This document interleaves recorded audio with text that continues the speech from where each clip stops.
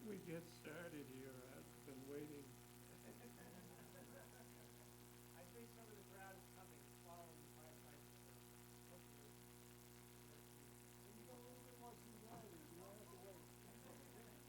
I haven't been around long enough. All these years. I'm replacing Dingo, you know.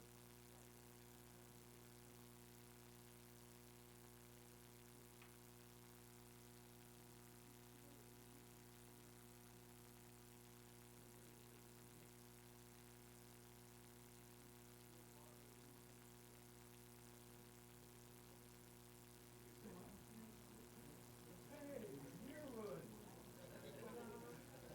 Shelton, I just mentioned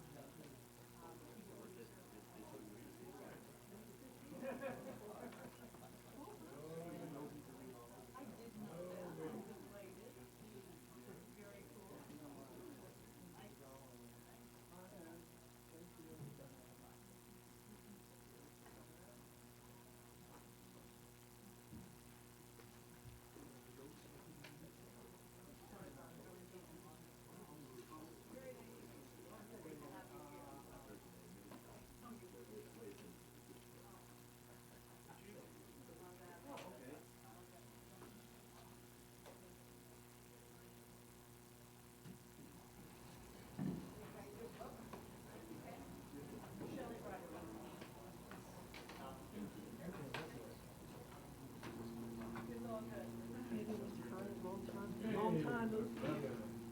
Always good to see you. Yeah, good. Hey, how are you?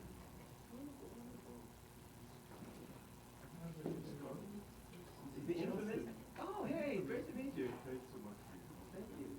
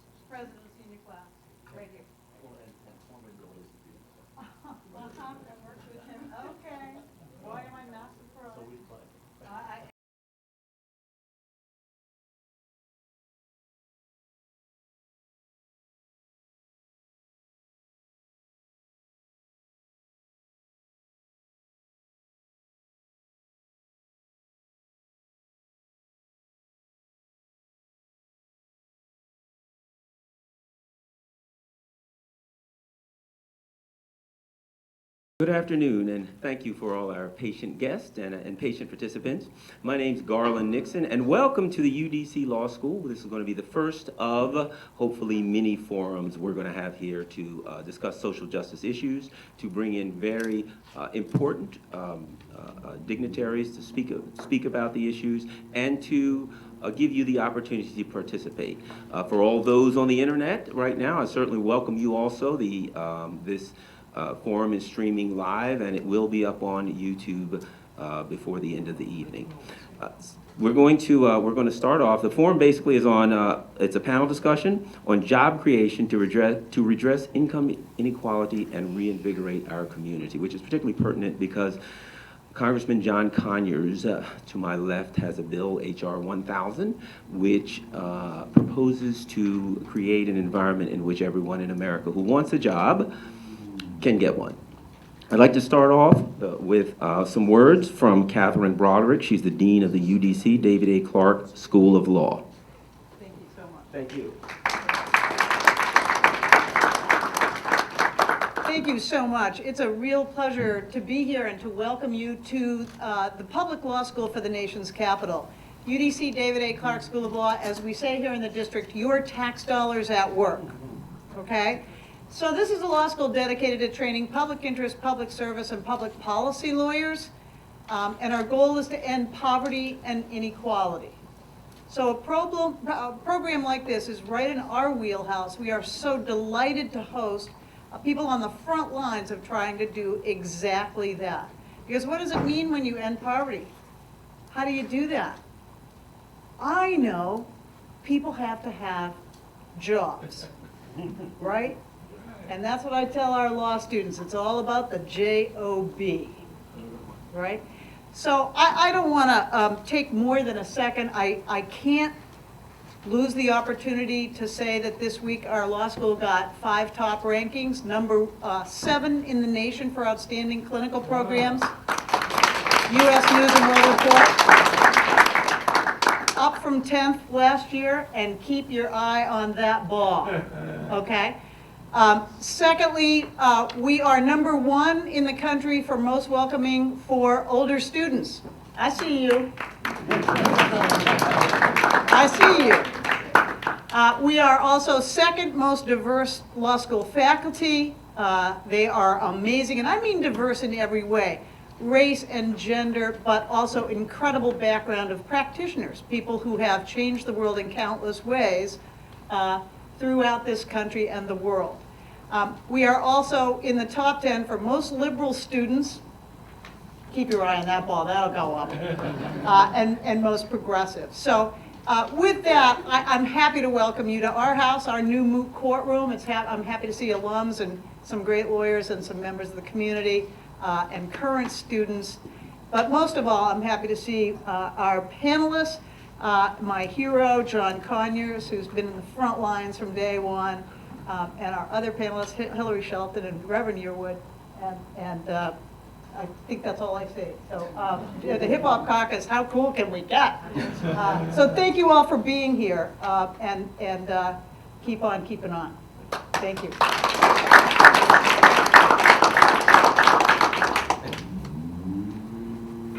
And for those of you who don't know, this forum is sponsored by the UDC Law School and WPFW Radio here in Washington, D.C. It's 89.3 FM community radio. Great station. I think it's wonderful because I do a show on WPFW every Friday from 6 to 7 p.m., and I truly enjoy it. We have, representing WPFW, our Public Affairs Director, Gloria Minott. She's going to have a few words to say also.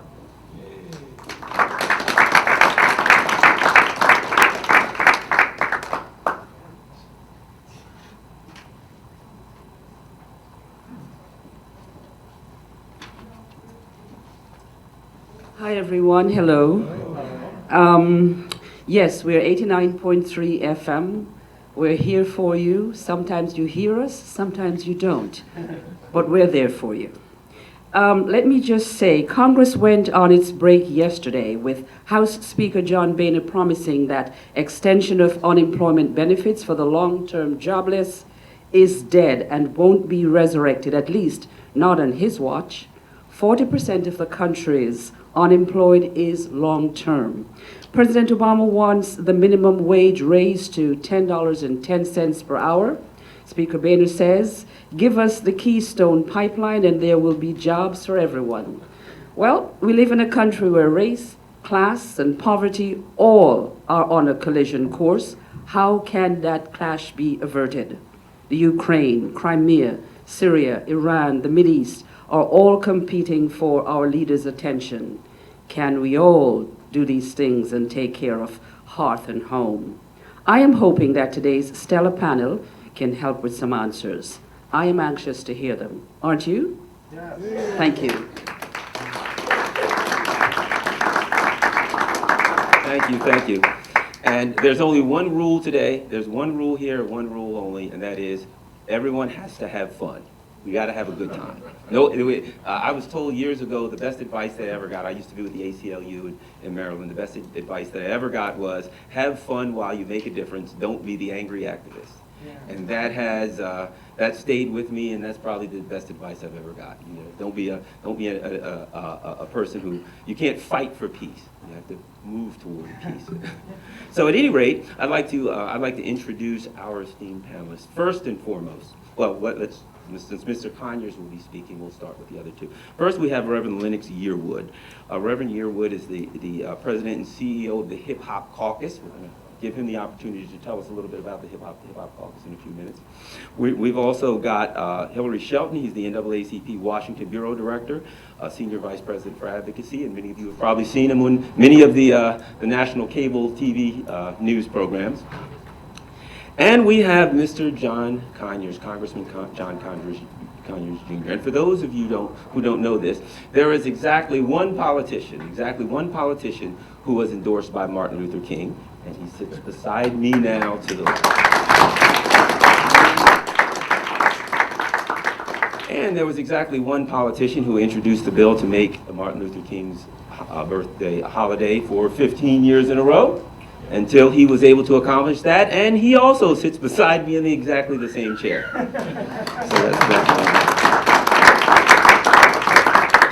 So without further ado, I'd like to introduce to you Representative John Conyers, Michigan's 13th District Representative and the ranking member of the Judiciary Committee. Can we get a hand? A big hand.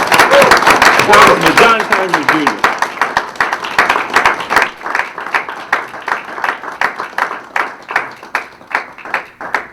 Good afternoon, brothers and sisters.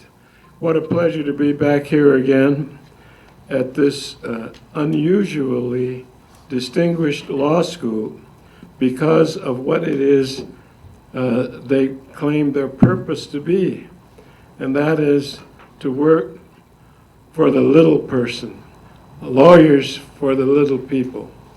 And they get great training in this, and much of it reflects directly back on the dean of the law school, Katherine Broderick. Let's give her a hand. Welcome her. Is there a book or something that I could put this up so I can hold it a little higher, please?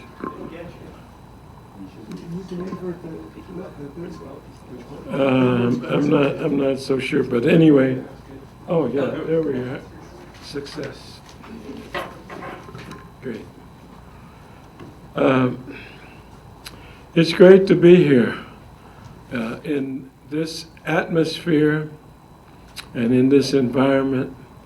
I see a lot of people that I have seen, some I've worked with, and it's a pleasure for me to kick this off.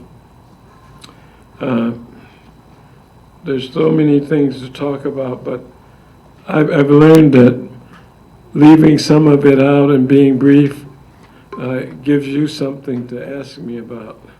So what I'm going to do is just start off with a few ideas and ask that you help us flesh them out with your criticism and your insight in terms of what we do.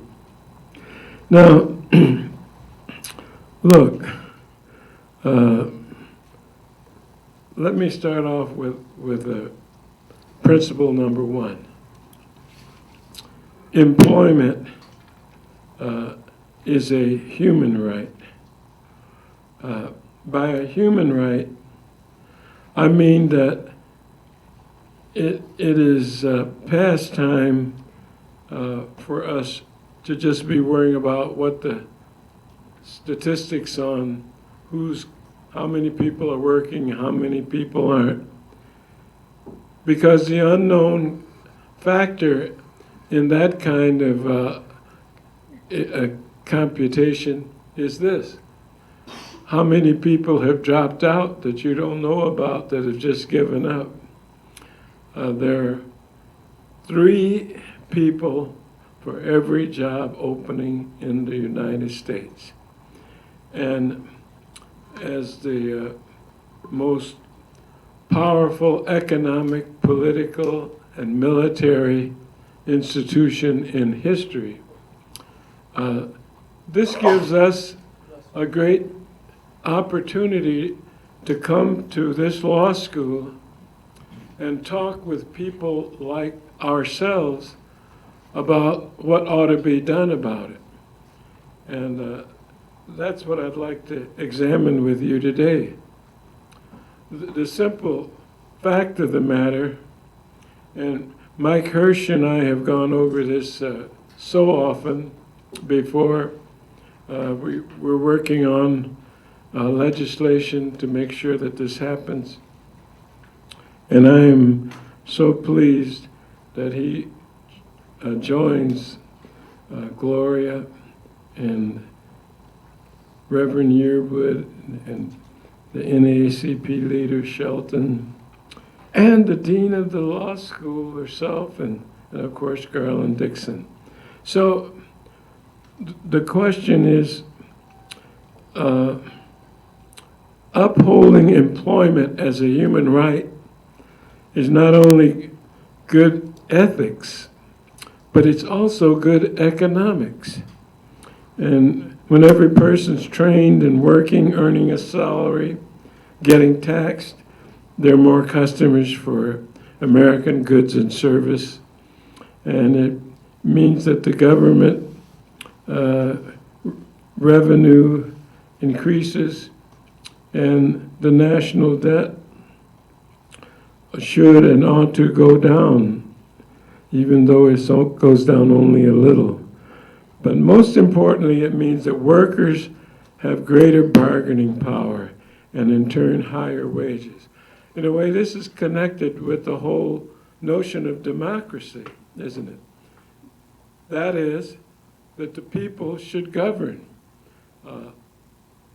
It's nice to say if you're over 18 and not in trouble, you can register and vote, but that doesn't take into consideration the reality of the economic and political situation that we're confronted with.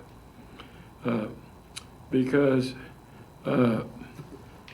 elections now run into the millions of dollars. And those that have the wherewithal and get the wherewithal frequently end up winning the election, regardless of whether they're moderate, progressive, conservative, or anything else. Usually, though, those people are conservative.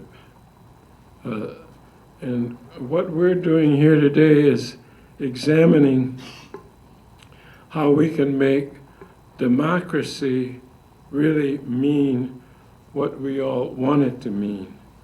And so I come to you with the same pitch that I came last year. How many were here last year? Okay. Welcome all you.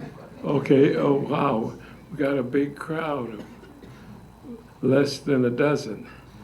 So, I came here and come here today with the whole notion that the most important thing I can be doing is getting this nation back to full employment.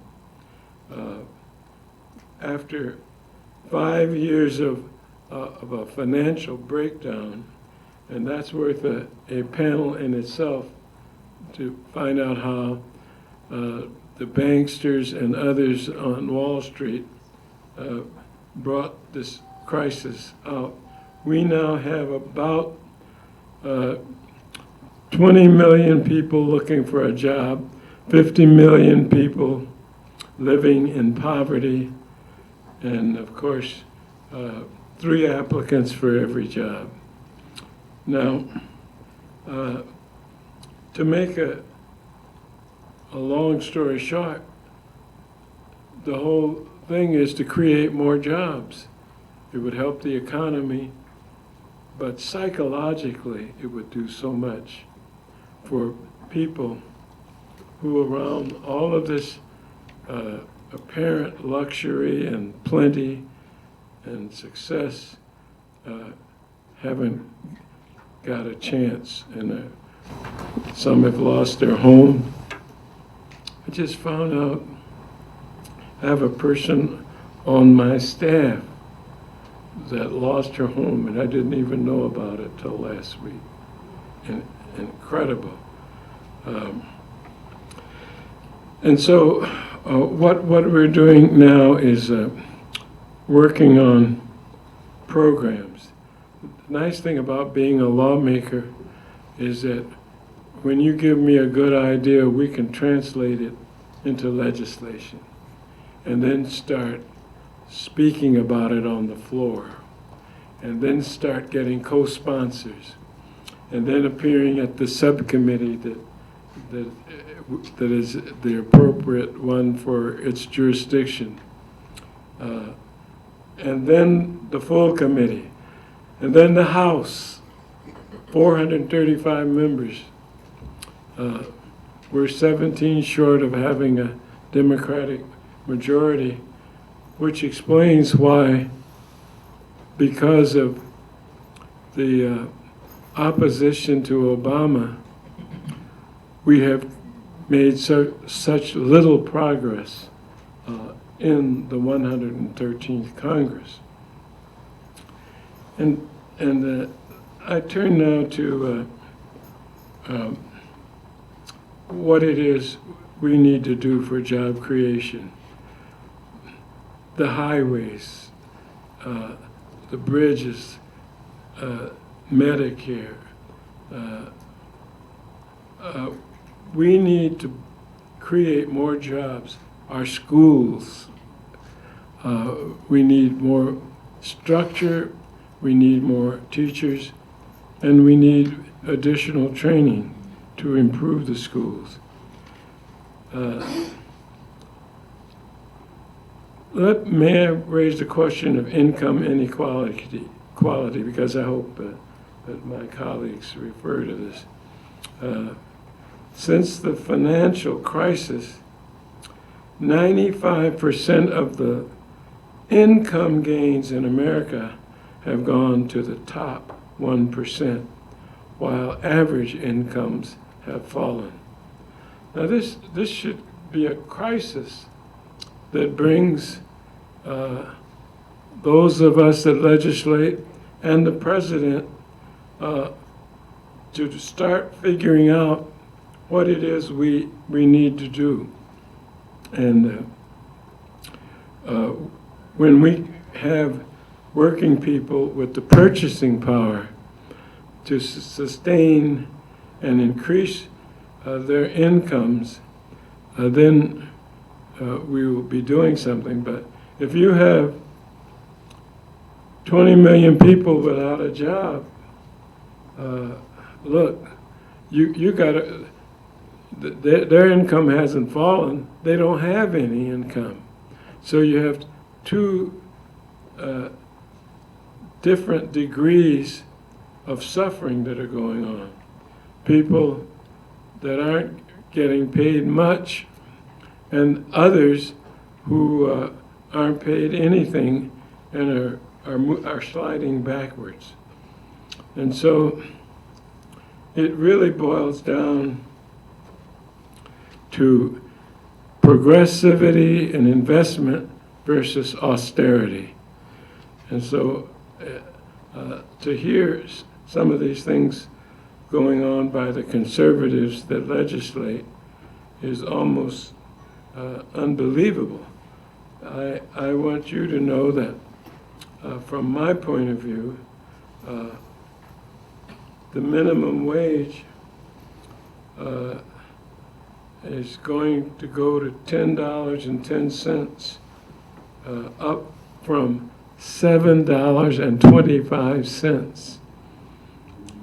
Now, look, it should be, that means that if you work at the current minimum wage, you earn $15,080 per year, which you can't survive on yourself, and the family, of course, is out of the question.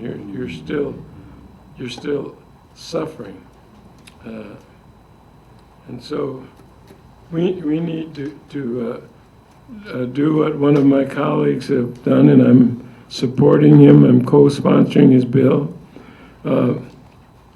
We need a minimum wage of $15 an hour.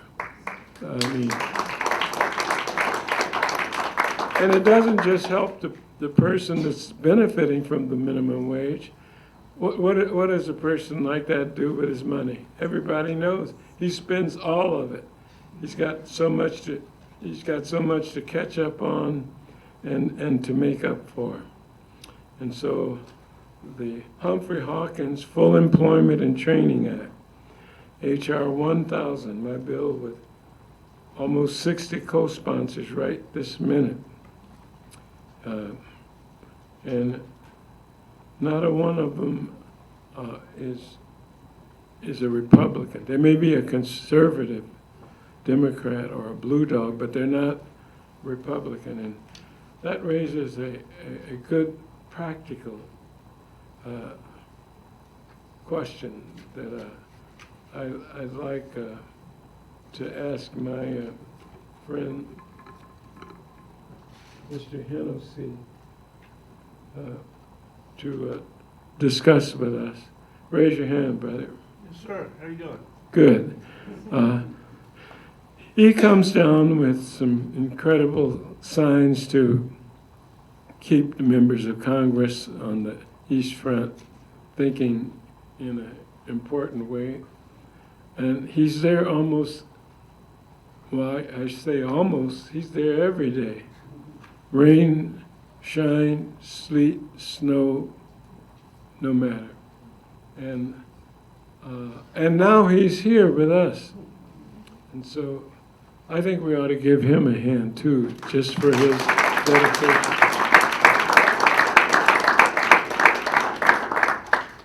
Now, the Humphrey Hawkins bill, my jobs bill, full employment and training. Why Humphrey Hawkins? Because they did the first jobs bill a long time ago, little, unfunded, but it was all I had to do was pep it up, put some vigor in it, and tell the Department of Labor we want to work collaboratively with the local and state governments to get this going, to get everybody moving, to meet this challenge. And by the way, this requires us re-examining our tax questions, because the more money you have, the more loopholes your tax accountant can find to lower your rate of payment every April 15th. And guess what? Most wealthy people pay a lower rate of income tax than their secretary does, which I think is something that we should look at and examine and figure out what we really need in early childhood development and preschool and teaching in the preschool. And of course, in the criminal justice area, we desperately need more jobs, not more jails. That's really something that we all want to look at. And so I'm here to just lay out a few challenges and let you know that this isn't merely an annual meeting that we come in and go through a lot of paperwork. What I think is important is how we follow up. The question is going to be, Dean Broderick, what did we do between today and next year when we come together again? And that's going to be examined very carefully. I close with one of the great influences in my life. Nelson Mandela was one. I went to his funeral halfway around the world because he meant so much, not just to the people of South Africa, but to people everywhere as a freedom fighter. The other was Dr. Martin Luther King Jr., who said that if a man doesn't have a job or income, he has, in reality, neither life nor liberty, nor even the possibility for the pursuit of happiness. He merely exists. And so let's get down to it. Let's name names. Let's call out programs.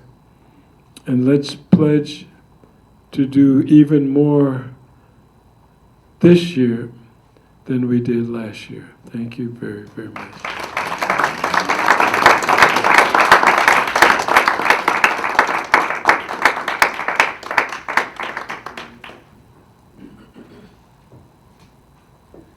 Thank you, Mr. Conyers.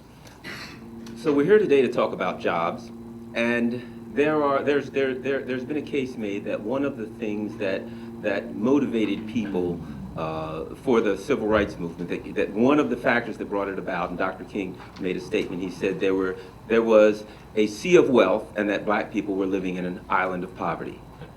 And after World War II, the economy started going through the roof, everything was doing great, everyone was doing great except one little small group. And that's one of the things that generated the belief. That's one of the things that generated the frustration, and that's one of the things that drove people during the civil rights movement to move forward. And now things have reversed. It's just the opposite. We've got an island of wealth and a sea of poverty. So, unfortunately, we've gone in the exact opposite direction of what Mr. King, what Dr. King said. However, I believe that it will motivate people to act just as people were motivated before. Next, we want to go to Hilary Shelton, NAACP, Washington Bureau.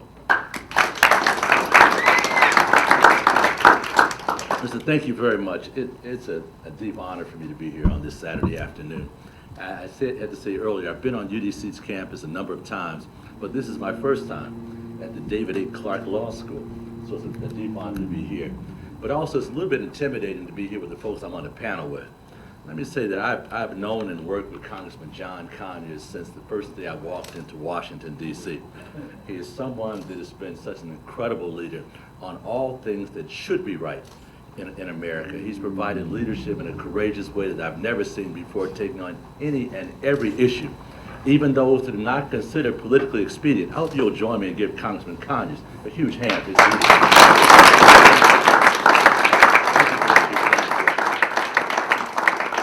And certainly always being available to us. If this is a movement, the work that Congressman Conyers has done to help move us forward to address these issues of justice, and certainly as we talk about issues of employment, he has been on the front line and someone that I follow very closely. But I'm also nervous to be here because I'm sitting next to someone who I found to be a new champion here in Washington, D.C. For those who have laid down the groundwork, for those who are coming up alongside of us and whatnot, my good friend Reverend Lennox Yearwood is someone that has come in bringing the vitality of our youth and with a hip-hop beat.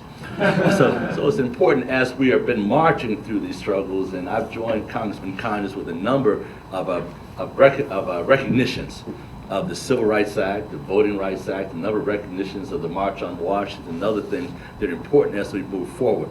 But now we have someone who's bringing with us a new beat to move these forward, and I'm just so delighted to sit next to Lennox Yearwood. I hope you give him a big hand as well. It's wonderful to be here with him. As we talk about the issue of employment, as I think about it on behalf of the NAACP, as you know, we are the nation's oldest and largest grassroots-based civil rights organization. We are 105 years old. We also have membership units in every state in the United States, but also on military bases in Italy, Germany, Korea, and Japan. So we've been involved in this movement for a very long time. Let me say this, I know my hair is white. I haven't been part of the NAACP quite that long. I've been here for a little while. I've watched my hair go from black to white in this particular organization and whatnot. But I also appreciate its great legacy and its continuation to be on the front line moving these issues forward. So as we sit, I'm thinking about what the unemployment rate is very briefly. It is an educated guess. When we look at what's happening now, February stats tell us we're about 6.7% nationally. But we also know that as we dig down into data like that, it is an educated guess to simply multiply that by 2 and know what it is in the African American community. As we look at other communities, we realize that the unemployment rate varies from racial community to other racial communities. What that tells us is as we have our conversation today, the conversation has to be that recognizes our challenges and the solutions to the unemployment challenge of America is not one that can be limited to a cookie-cutter approach. By that I mean one single approach clearly does not solve this problem. We've seen changes happen, we've seen approaches that are overwhelmingly successful overall. But as we dig down into the trenches of the great diversity that is the United States of America, we know that we still have those challenges and concerns. I'm really glad Congressman Conyers started us out by talking about even for those who have jobs, we look across America and those who are not listed in that unemployment rate but are underemployed in America, that have to hold on to multiple minimum wage jobs to be able to simply make ends meet. Along those lines, as we're thinking about thinking about a minimum wage of $7.25, what we're talking about is a rate in which a family of 3, in which one person works all day, every day at a maximum level for at least 40 hours a week, still comes out over $3,000 beneath the poverty line. That is a moral disgrace and an international embarrassment. Quite frankly, to think about it in those terms and what happens when we have that cycle of resources, it means it gets spread everywhere.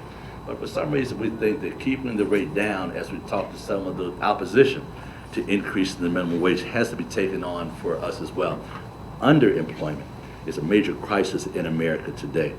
It makes good sense for us to have new legislation, Mr. Conyers. I'm so glad that you're doing what you're doing on the job side of things as well. In addition to the Humphrey Hawkins bill, we've tried to move the American Jobs Act through as well. American Jobs Act, many of you remember the President of the United States going before a joint session of Congress and actually saying, with this, we can add 1 million new jobs to the rosters all over the country. But the challenge still has to be how we move to make sure those are sustainable jobs. We've seen those short, easy fixes, but we know this approach in which we do a private-public partnership is what moves us along to address these concerns as well. And both these bills, both the Humphrey Hawkins bill as well as the American Jobs Act, would do both of those things.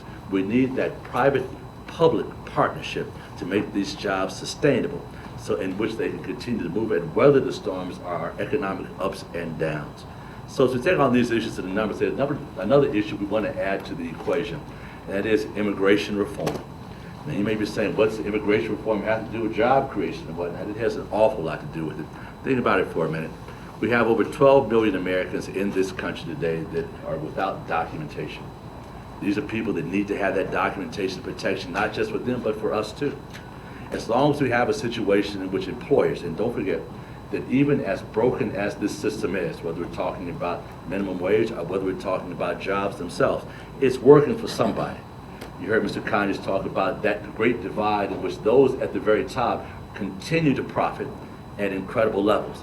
That's because they continue to have the tools to suppress real opportunities for most Americans in our society. We want to talk about that for just a minute as well. So we want to make sure that the conversation is one that includes how we create jobs beyond that, how we manage the transition. For those of you who are sports fans, you know at any given time when you're watching the recap on that basketball game, football game, or just about any sports game around, what you'll hear is very similar.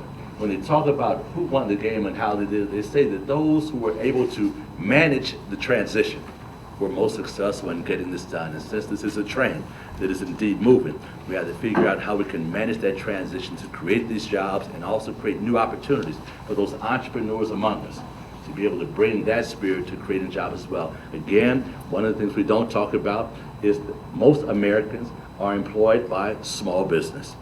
What that means is we want to make sure we have discussions about how we can strengthen small business as well, how we can make sure we have an opportunity to create small business. It is what works in America. And I'm going to stop there and look forward to the rest of the conversation. But I'm glad I'm here at the David A. Clarke Law School, where I know all solutions are made, the greatest lawyers are created, and the real solutions are moved forward. Amen? Amen. Amen.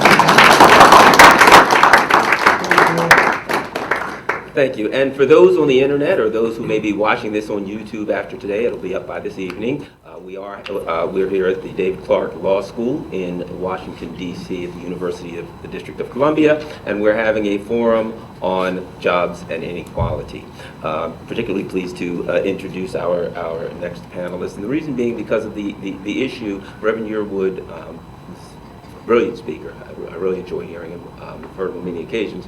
But there is always a moral component, as Mr. Conyers was making here. If you remember, Dr. King, we discussed the percentages, we discussed the numbers and the GDP and things of that nature. But Dr. King always made sure that he brought up the moral component of the issues, regarding the issues. He convinced people by talking about the moral arc of the universe and what was right and wrong. Ultimately, he knew that it sounds like we've got another panelist waiting to and quite anxious, I might add. But at any rate, so in order to change things, you have to change people's hearts. The numbers speak for themselves, but people have to think differently and look at things differently. There was a time when the panel, when we could afford in America for this panel to be referred to as black leaders. Now they're leaders.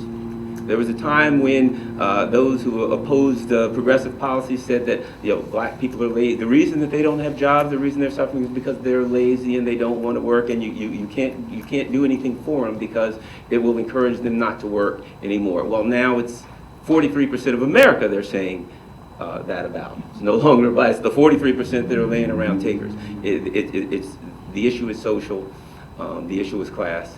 And everyone has to work together, or we're not going to get out of it. Next, Reverend Lennox Yearwood, Hip Hop Caucus.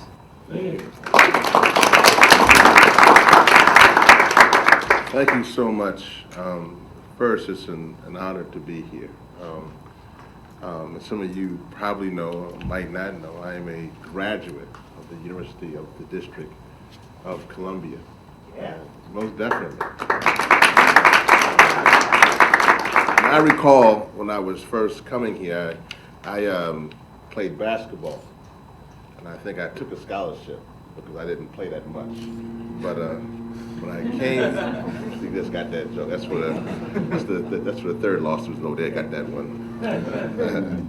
But when I came here, I was told by so many people that you should go to Harvard or Yale or Cal or Stanford, all those. They told me all these schools you should go to. And I told them I wanted to go to a school where I could be with my people, and I believe in excellence. Well, now as I sign the paychecks for folks who've gone to Harvard and Yale and Cal, I thank God that I came here to UDC.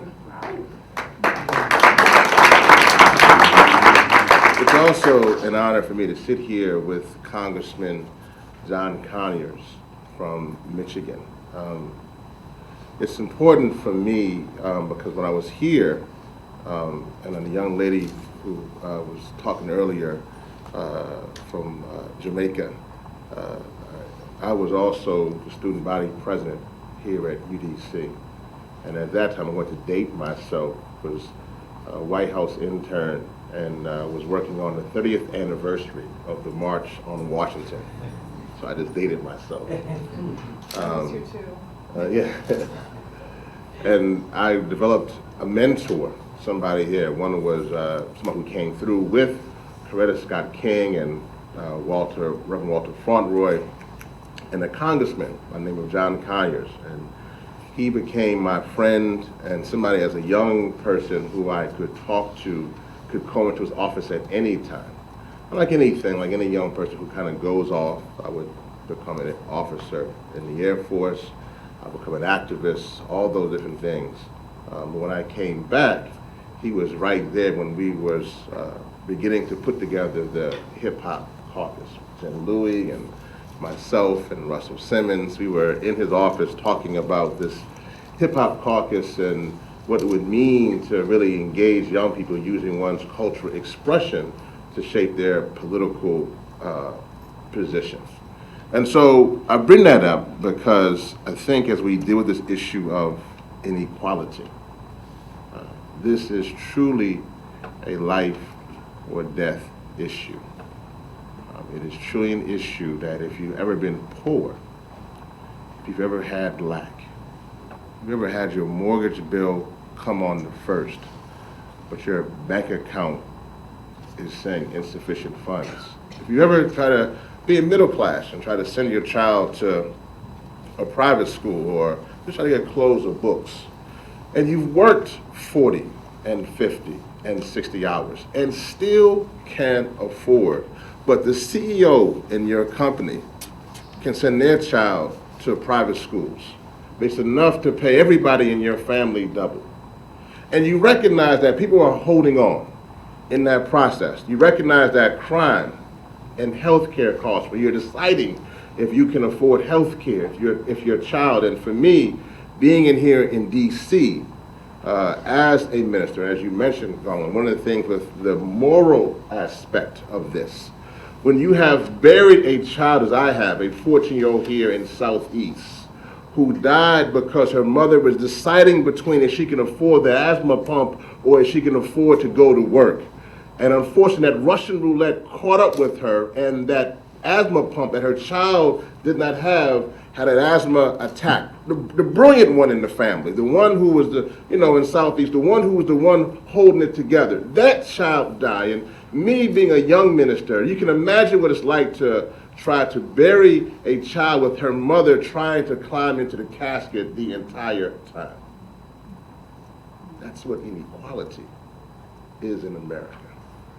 And as an officer, a former Air Force officer who swore to protect the Constitution from foreign and domestic enemies, is that the kind of America that I signed up for to protect? This is not about Republican or Democrat. It's about humanity. It's about fighting for making a country when everyone can get a job, when everyone can feel worth. And I just wanted to say that, and as a progressive, it's important for us to stand up. So I just wanted to just make mention, before I just say a few things that hopefully we can have a discussion about, I definitely want to thank the fact that WPFW is here. They have been a beacon in our community. And I know while we have a lot of these conversations, we are not supporting the institutions that are important to support to maintain these conversations. It grieves me at times to know that WPFW sometimes struggles financially when they should have everything they need to have. And as Malcolm X said, he who controls the media controls the masses. They have the power to make the innocent guilty and the guilty innocent. So understanding the power of media, and we're not protecting our own media, is a testament of how our movement. I also want to thank groups like Institute for Policy Studies and their work on this issue in that regard, dealing with this. Let me just say this for the Hip Hop Caucus. Congressman Conyers and I wrote an article last year rejecting the Keystone XL pipeline. Yes, you can clap for that. We wrote an article regarding that because we knew the lies. Because one of the things that this country also would be about job, there would be a lot of crazy talk, so to speak, about what is job creators and making choices for our communities that really aren't real choices. And so this is one of those situations that they'll put forward, well, if you want a job, if you want to break inequality, here's that choice. And choosing between clean air and clean water is not a choice that we are talking about choosing. And so we wrote this article, and sure enough, as time has come out, as these things do come out, the State Department put forward that it would only be 50 permanent jobs. And so I'm glad that we were able to write that article in that regard. I also want to say that as I'm speaking on behalf of the new generation, the new civil rights, human rights movement of the 21st century, I thank goodness that I'm sitting here next to Hilary Shelton, and I thank you, Hilary, and the NAACP for letting us see at the Hip Hop Caucus, who turns 10. We're not teenagers yet, we're 10 this year. But showing us the continuity of effort that you yourself have done, but also definitely the NAACP and the Urban League and others have shown us. And I want to thank those of my comrades who have, in the aftermath of the financial crash, groups like Occupy Wall Street, who should be definitely brought up in this conversation because that has led to the resurgence of interest in inequality. Barack Obama stated that income inequality is the defining challenge of our times. And Pope Francis stated that inequality is the roots of social ills. The truth is that human beings have deep-seated psychological responses to inequality and social hierarchy. The tendency to equate outward wealth with inner worth means that inequality colors our social perceptions. It invokes feelings of superiority and inferiority, dominance and subordination, which affect the way we relate to and treat each other. The data has become clear that health, violence, almost all problems that are more common to those at the bottom of the social ladder are more common in more unequal societies, including mental illness, drug addiction, obesity, loss of community life, imprisonment, unequal opportunities, and poor well-being for our children. The effects of inequality are not confined to the poor, which should be noted because it's usually seen as an issue only for those impoverished. Growing studies have shown that inequality damages the social fabric of the whole society. Professor Ichiro Kawachi, one of the foremost researchers in the field at Harvard, has described inequality as a social pollutant, literally polluting our society. Now, I'm the president of the Hip Hop Caucus, and in that role, I get to do fun things. I get to hang with Congressman Conyers and Barbara Lee, but also 2 Chainz and T.I. So it's a wonderful world that I get to live in. In that world that I live in, I get to see a lot of different things, working with the suites and the streets. And in that world that I see, you see that in the community, particularly poor communities, you recognize that we are developing not only consumers, but conspicuous consumers. And we're seeing that related to inequality, that mental illness is becoming more prevalent in this society.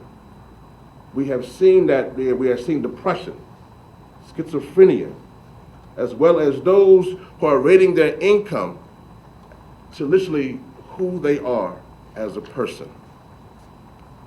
It's hard to imagine at this time in the 21st century, truly W.B. Du Bois was right, that the problem of the 20th century was the color line. Unfortunately, in the 21st century, we have not solved that. At the Hip Hop Caucus, we believe that either you shape policy or policy shapes you. And unfortunately, we are having these discussions, but we are not discussing how we as a movement can shape policy. The reality is that we are having these conversations, and even here in DC, when there are candidates being put forth, and I say this as Reverend Yearwood, not as president of the Hip Hop Caucus. This is my own, as a DC resident, perspective. But when you have candidates like Annie Shalom moving forth to deal with these issues, and you don't see the groundswell there, it becomes problematic that we are not educating the grassroots of this movement. And as Congressman Conyers stated earlier, the problem with inequality, that people suffer in silence. He mentioned one of his staffers who lost their home. Because when you deal with the issues of poverty, it's an issue that we normally don't bring forth. Let me conclude with this. I'm here at the UDC School of Law. Our movement is based on 3 pillars. It's based upon agitation, which I do, I think, all right. It's based on legislation. It's also based on litigation. Our movement is suffering because I believe that our lawyers of today are not using that genius that they have to begin to not only create legislation, but to begin to sue and litigate in a way that changes the inequality question and process. We have too many lawyers who want to be part of the haves and not to litigate for the have-nots.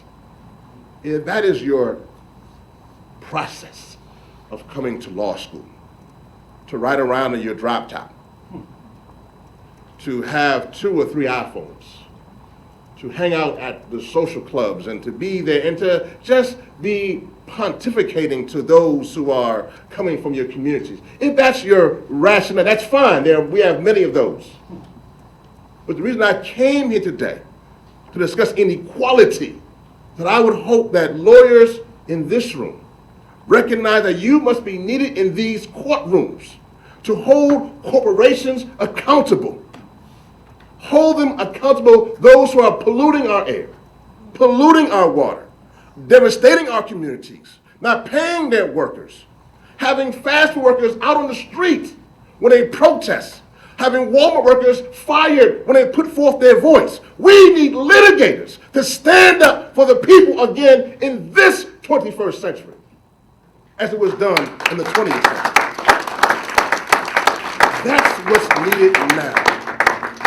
And I pray that our 3 pillars are strong. I will continue to agitate, and agitate. Hilary will continue, and Congress will continue to put forth legislation. But it is key that we need litigation to hold those accountable who are putting their foot in the necks of our people. Black, white, brown, yellow, straight, gay, atheist, theists. They're putting in their foot against the necks of our people. And they need us to stand up and stand up right now. Thank you.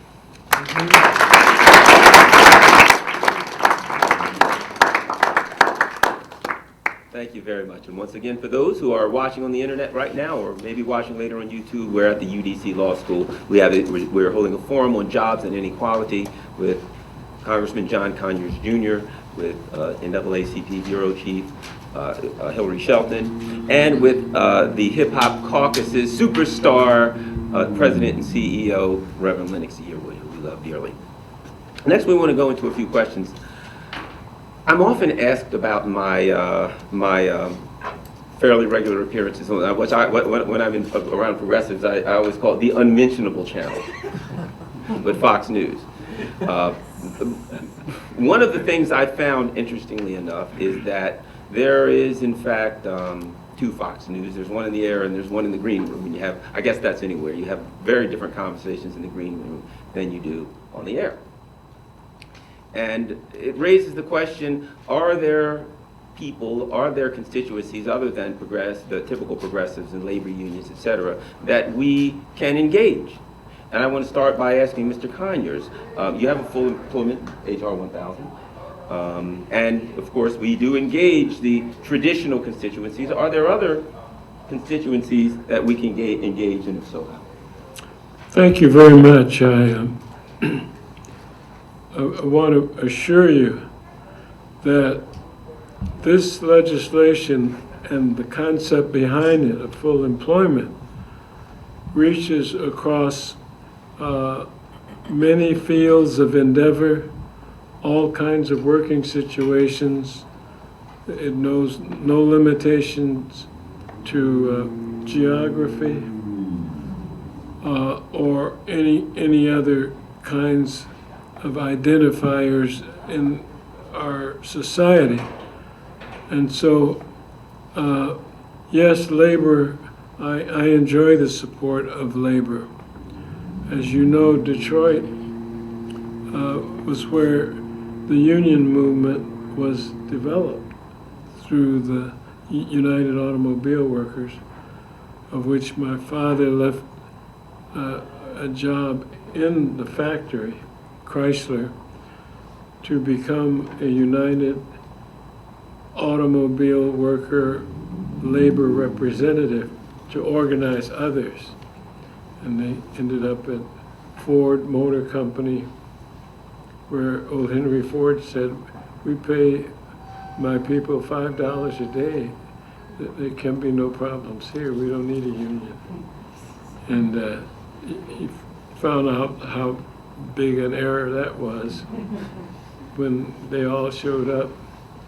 And of course, the police came out to support the company, and there was it was bloody in those days. I mean, there was nobody to talk about nonviolence and so forth.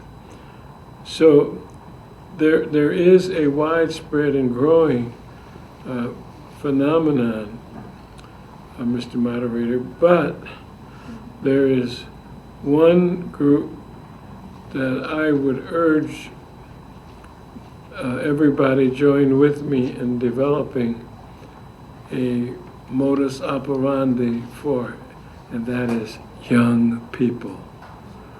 Our whole future is going to turn on how well, with all the distractions, all the technology, that we can get them to understand that the struggle goes on.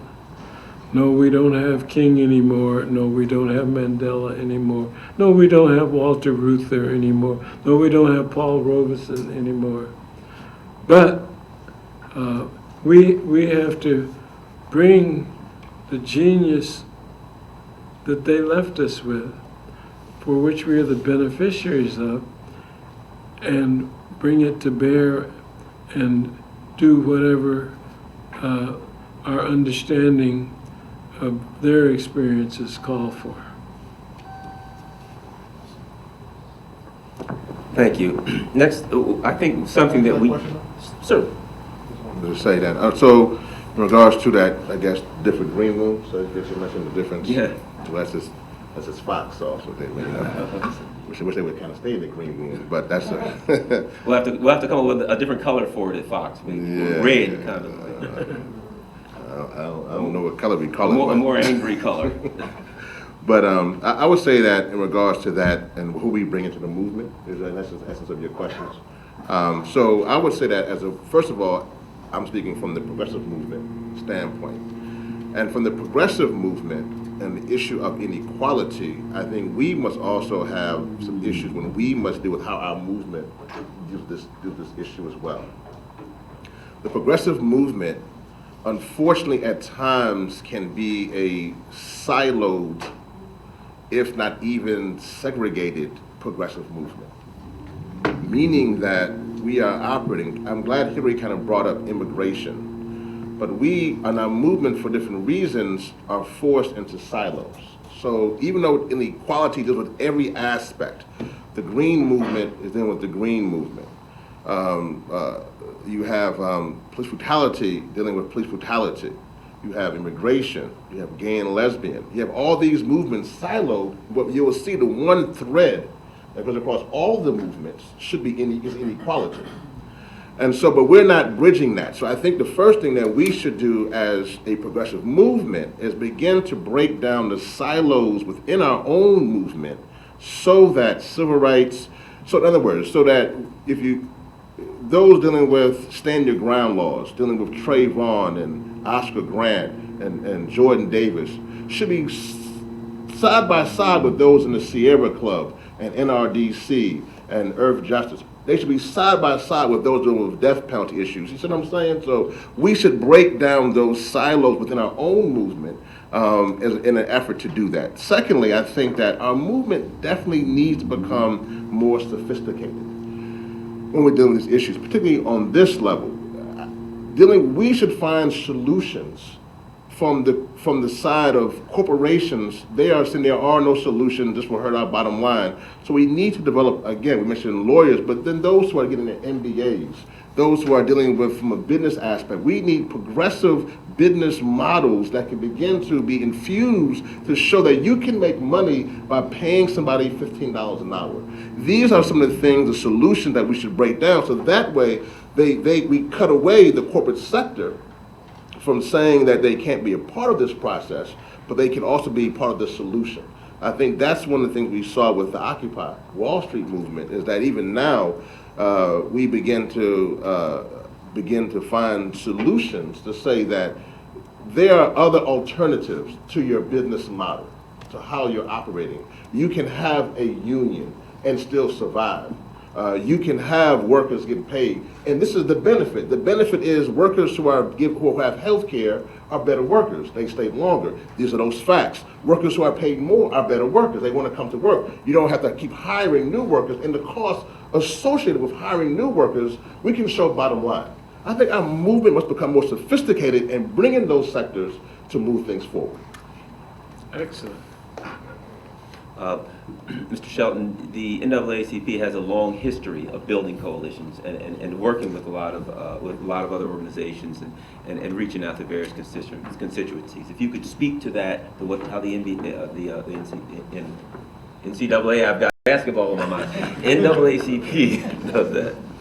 Well, thank you. As a matter of fact, we've actually created the largest civil rights coalition in the country. It's still around and continuing to thrive. It's a, I guess, kind of gratuitous thing to be able to say that one of your law professors also happens to be the president and CEO of the Leadership Conference on Civil and Human Rights. This is an organization that has over 200 national organizations that are members, are part of that coalition base, including the Hip Hop Caucus, the NAACP, National Urban League, but all over the place. All the labor unions, UAW, are all members of the Leadership Conference on Civil and Human Rights.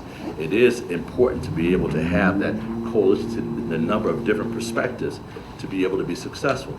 Quite frankly, one of the wonderful things about this coalition and others that we've actually implanted throughout the country is we recognize that having those various perspectives, particularly when you're working within a democratic, small d system, means that you're able to bring forth those various perspectives and actually buy into an understanding of how interests converge. It may be for a different reason they were fighting for the same things, but most Americans want good, quality, high quality public schools that children get the best education possible. Most people want to have a good quality healthcare system. As was mentioned before, as we recognize, in order to be productive as a society, we want to prevent illness, prevent injury, and make sure we have a good health system in place from day one, or even before day one, prenatal care through care as elderly people in our society and whatnot as well. As we talk about issues of housing, everyone wants to live in a good, high-quality home. And of course, we're at various levels along those lines, so fighting for the same issues, again, from a different perspective, proves to be very helpful. And yesterday, as a matter of fact, I sat with the Senate Help Committee to discuss new legislation around GSE reform, the Senate Banking Committee as well. GSE reform is reform on how we're going to be able to, now that we've begun to rebuild our banking system, our financial services system, how do we make sure that the new policies are in place to address those concerns from various perspectives?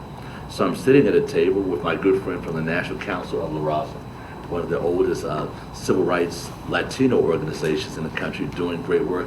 I'm sitting right across from another organization that focuses on nothing but banking issues, the Center for Responsible Lending. But we're all focusing in on actually achieving the same goal, but again, for very different reasons and from a different perspective. Building coalition is crucial. We know the only way we're able to pass any legislation now is to have a good, strong, multifaceted, multiracial, multi-ethnic coalition that includes women's organizations, religious organizations, and all seeking that same end goal. It is absolutely essential. Then I mentioned Wade Henderson. Wade's done an extraordinary job along those lines. Congressman Conyers and I work with him on a daily basis. There may be a couple folks sitting in the audience that call him Professor Henderson, and I appreciate that part of things as well. But what we're able to do, as I chair his membership committee, to make sure we have a growing number of and diversity within that coalition has proven to be effective. If you look at every single piece of civil rights legislation we were able to pass in the last 70 years, as a matter of fact, since the Leadership Conference has been in place, you'll see that Leadership Conference imprint on it, and the NAACP standing right there on that long line, that long list of those who help make that coalition successful in moving that legislation forward. Right. Thank you. One of the things we need to do, and let's jump right into the big one and the obvious question that's asked, because I do radio and I'll talk about all the wonderful things we need to do, and one of the first things that my callers will bring up, the big elephant in the room, is the House. You're not going to get anything through because of the House, which there's certainly a valid concern. So that brings about an obvious question, and that is, in 2010, unfortunately in 2008, after President Obama was elected, many of the progressives and people on the left kind of sat back for a couple years and said, where's that change I ordered? And when it didn't get there fast enough, they stayed home in 2010, and we got the results that we're dealing with today: obstinance, intransigence, and intentional ignorance.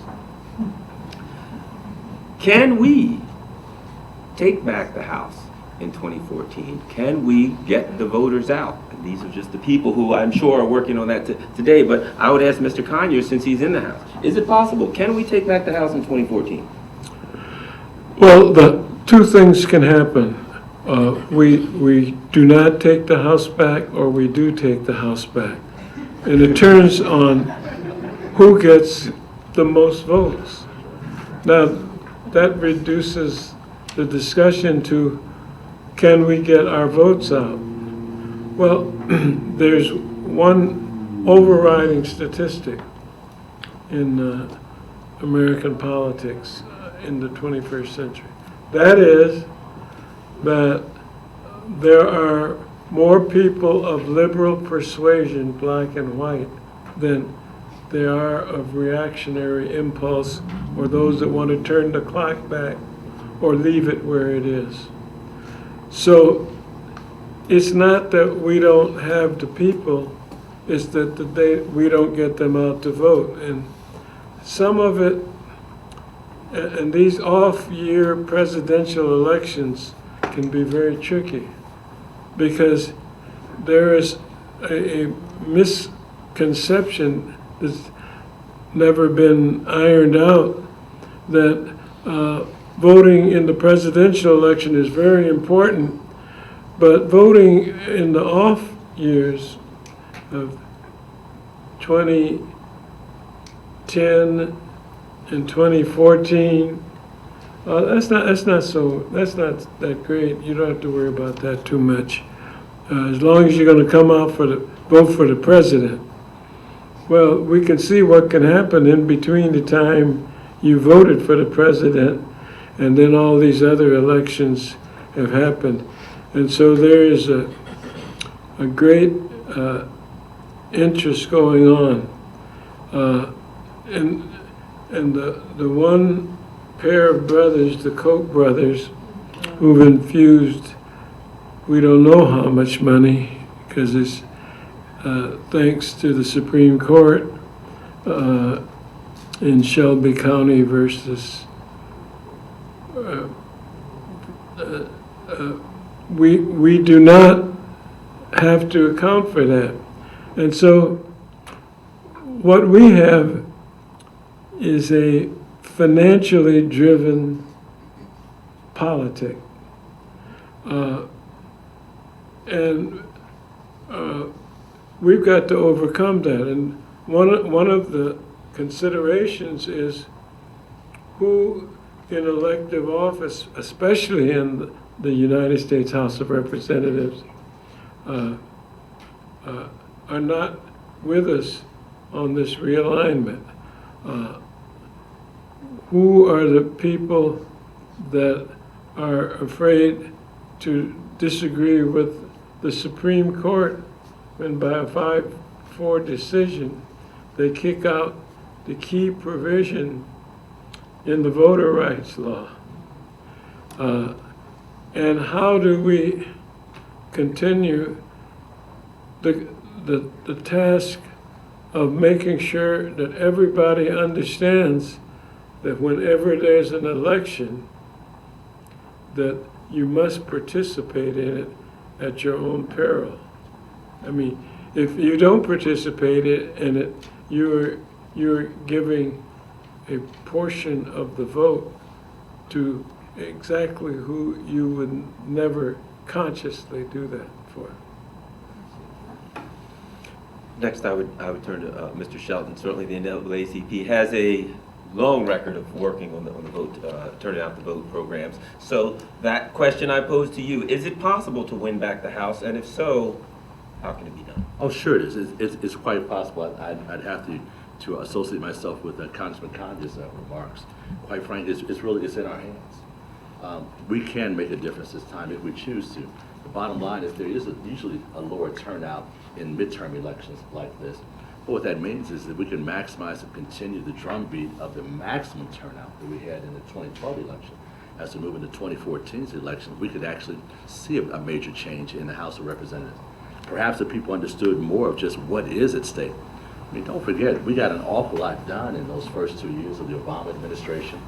Thank God we'd like to say at the NAACP, we had the Speaker of the House and the Majority Leader of the U.S. Senate were both lifetime members of the NAACP. And it made a big difference in moving our agenda forward. We were able to pass universal health care, get it through with a lot of John Conyers' help and many of his colleagues and whatnot to make sure all Americans were covered. We were able to finally replace and put in place a system that protects us from those predatory lenders and banks that actually led to the biggest economic graft that we've seen since the so-called Great Depression. We had more African Americans and many other Americans lose their wealth than any other time in history. As a matter of fact, over 52% of African Americans lost their homes. So we know what happens when we don't have that kind of support and whatnot. And perhaps a reminder of what's going on in our community will stimulate people to make sure they turn out to vote. And Mr. Conyers is also right. We've also never been up against so many obstacles to voter participation in a generation.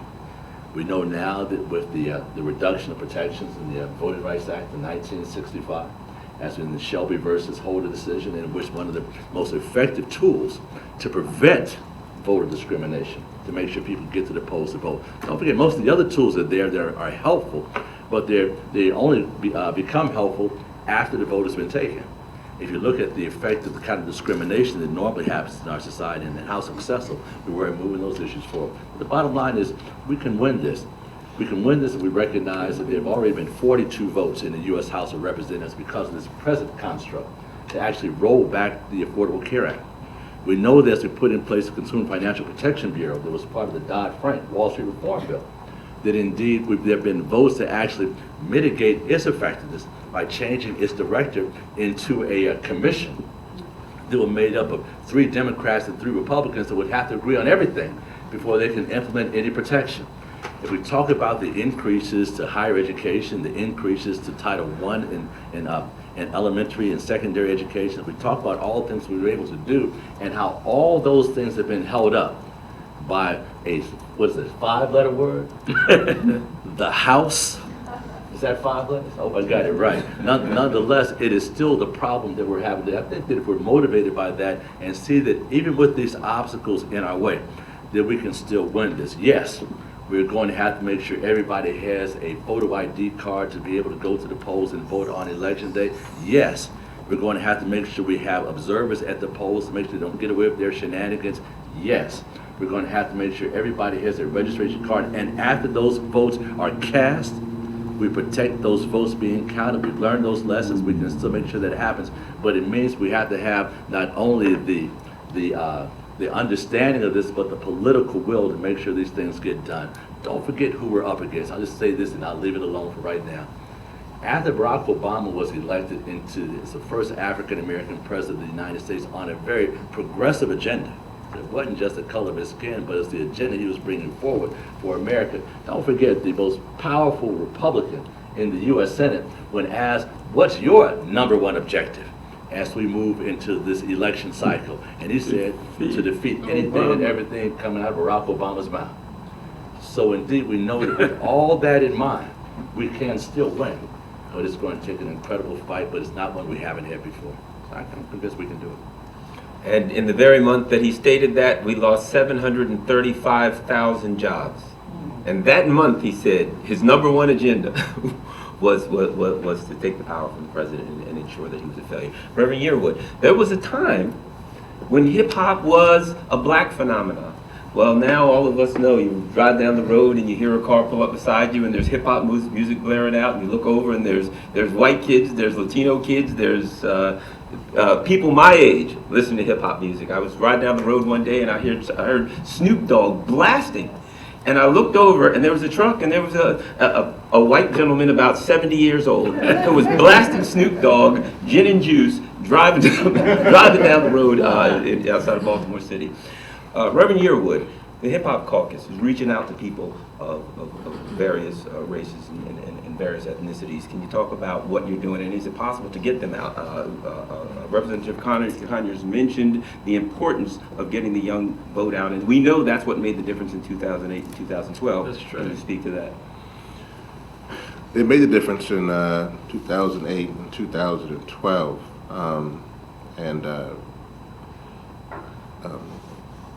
I guess before I answer the question of the hip-hop question, which I don't mind answering, and I love the fact that we had folks who are listening to Snoop Dogg who are in their 80s.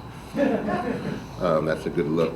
But I do want to ask you a question about the House, because I think for me, that question is rooted, particularly as we have had young people who got out in 2008 and 10 and in 2012. I think we're also dealing with the issue of that they put politicians in office who did not do their job. And so when you do that, you should expect apathy. You should expect young folks to be upset when their issues have been put on the forefront to end war, to end poverty, to change climate change, to close Guantanamo, to do a number of issues, and they still exist. You should expect them to be upset. You should be expected not only on the House, on the federal level, but on the state and local level. When you see, even here in D.C., when more politicians are going to prison, and that has an effect on young people that I talk with. It is discouraging when they hear of politicians taking the Department of Recreation money or taking money. It's discouraging for young folks. We should not understand. I'm around 13 or 14-year-olds. I'm around 18-year-olds. I'm around young people. So I hear those conversations. So I think we should really deal with that, and we should hold accountable everybody, not just Republicans, but also Democrats. I don't think that we should let anybody off the hook. If you say it, then we expect you to champion that cause. And too many people are getting in cushy positions in politics and forgetting, and only are coming out during the election season. It makes my job much harder to galvanize and organize young people when they only see politicians for a very short time of the year. And I think young people also understand one of the issues I mentioned before, inequality is a thread that goes throughout all movements, but even like climate change, which is the issue that we're dealing with, and we're trying to change the face of, and with the Hip Hop Caucus. But climate change is one issue that we have called, our lunch counter moment for the 21st century, and we're dealing with that. It's their issue, but as they deal with that issue, it's important to know that the enemy from the 20th century is much more sophisticated in the 21st century. You mentioned the Koch brothers. You mentioned Citizens United, which is probably one of the most awful Supreme Court decisions since Dred Scott. We mentioned a number of things, but it's important to understand that politically, that, for instance, in the 20th century, we fought against Jim Crow. But in the 21st century, I think I like to say we're fighting against James Crow Jr. Esquire, his son, who's much more sophisticated. And I say that because his son and James Crow Jr. Esquire listens to hip hop, might be black or white, but understands that if he can control the political process by putting forth through the American Legislative Exchange Council voter ID bills, understand that he can control the houses, particularly on the state level, like in North Carolina or in Florida, run governor races, can create even every position from the city dog catcher up to the mayor. I think that we're missing something, and our movement is, if we're only concentrating on the House, and we're missing every level of the political spectrum, I think that we are in trouble. That's where our focus is, which I know is important from the political speak.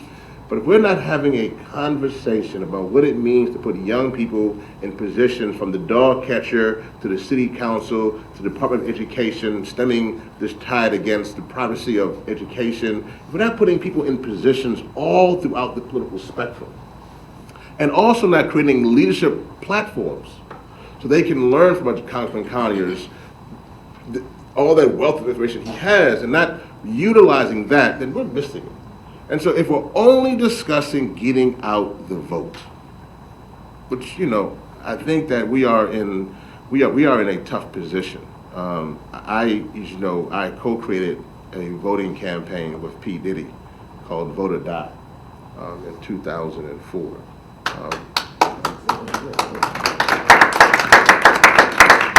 have a t-shirt over there or something.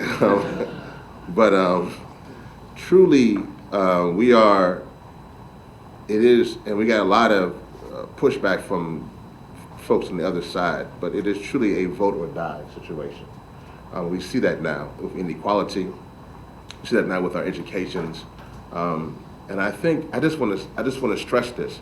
I think that once people, for instance, UDC is a historical black college and university. My master's degree is from Howard. All my degrees are from black colleges. My master's is from Howard University. And my doctorate is from St. Paul's, which was in Virginia, which closed down. There's an assault on all levels to take out the educational components, the institutional components. All those pieces are there. So I think that if we're just about voting and not talking about how we use voting to tell people that if you vote, it helps your communities, for instance, your institutions can get you a job, then I think people, and then when we get people in positions, we hold them accountable and they do their job. Then, because the Congressmen are too far in between, we need to put politicians in office who aren't afraid to be on recess break and be in these types of forums, to have these types of hard conversations, but to really be there for the people. If we do not do that, and we keep putting people in positions of power who have nice Twitter pages and Facebooks and websites and look like us and sound like us, but don't do like us, they continue to have folks die in our community, continue to see our children suffer, and continue to see our old and our elderly suffer while we continue to put politicians in position who don't care about the people they serve. Thank you. And I'd like to, we're certainly going to open it up to some questions. Hopefully Mike over there Mike will man the microphone for us. But first I'd like to ask a very important question to Mr. Conyers. Mr. Conyers, you made a probably most important statement that's been made today at the very beginning, and that was that it's not what happens here. We have our viewers here, we have our participants here.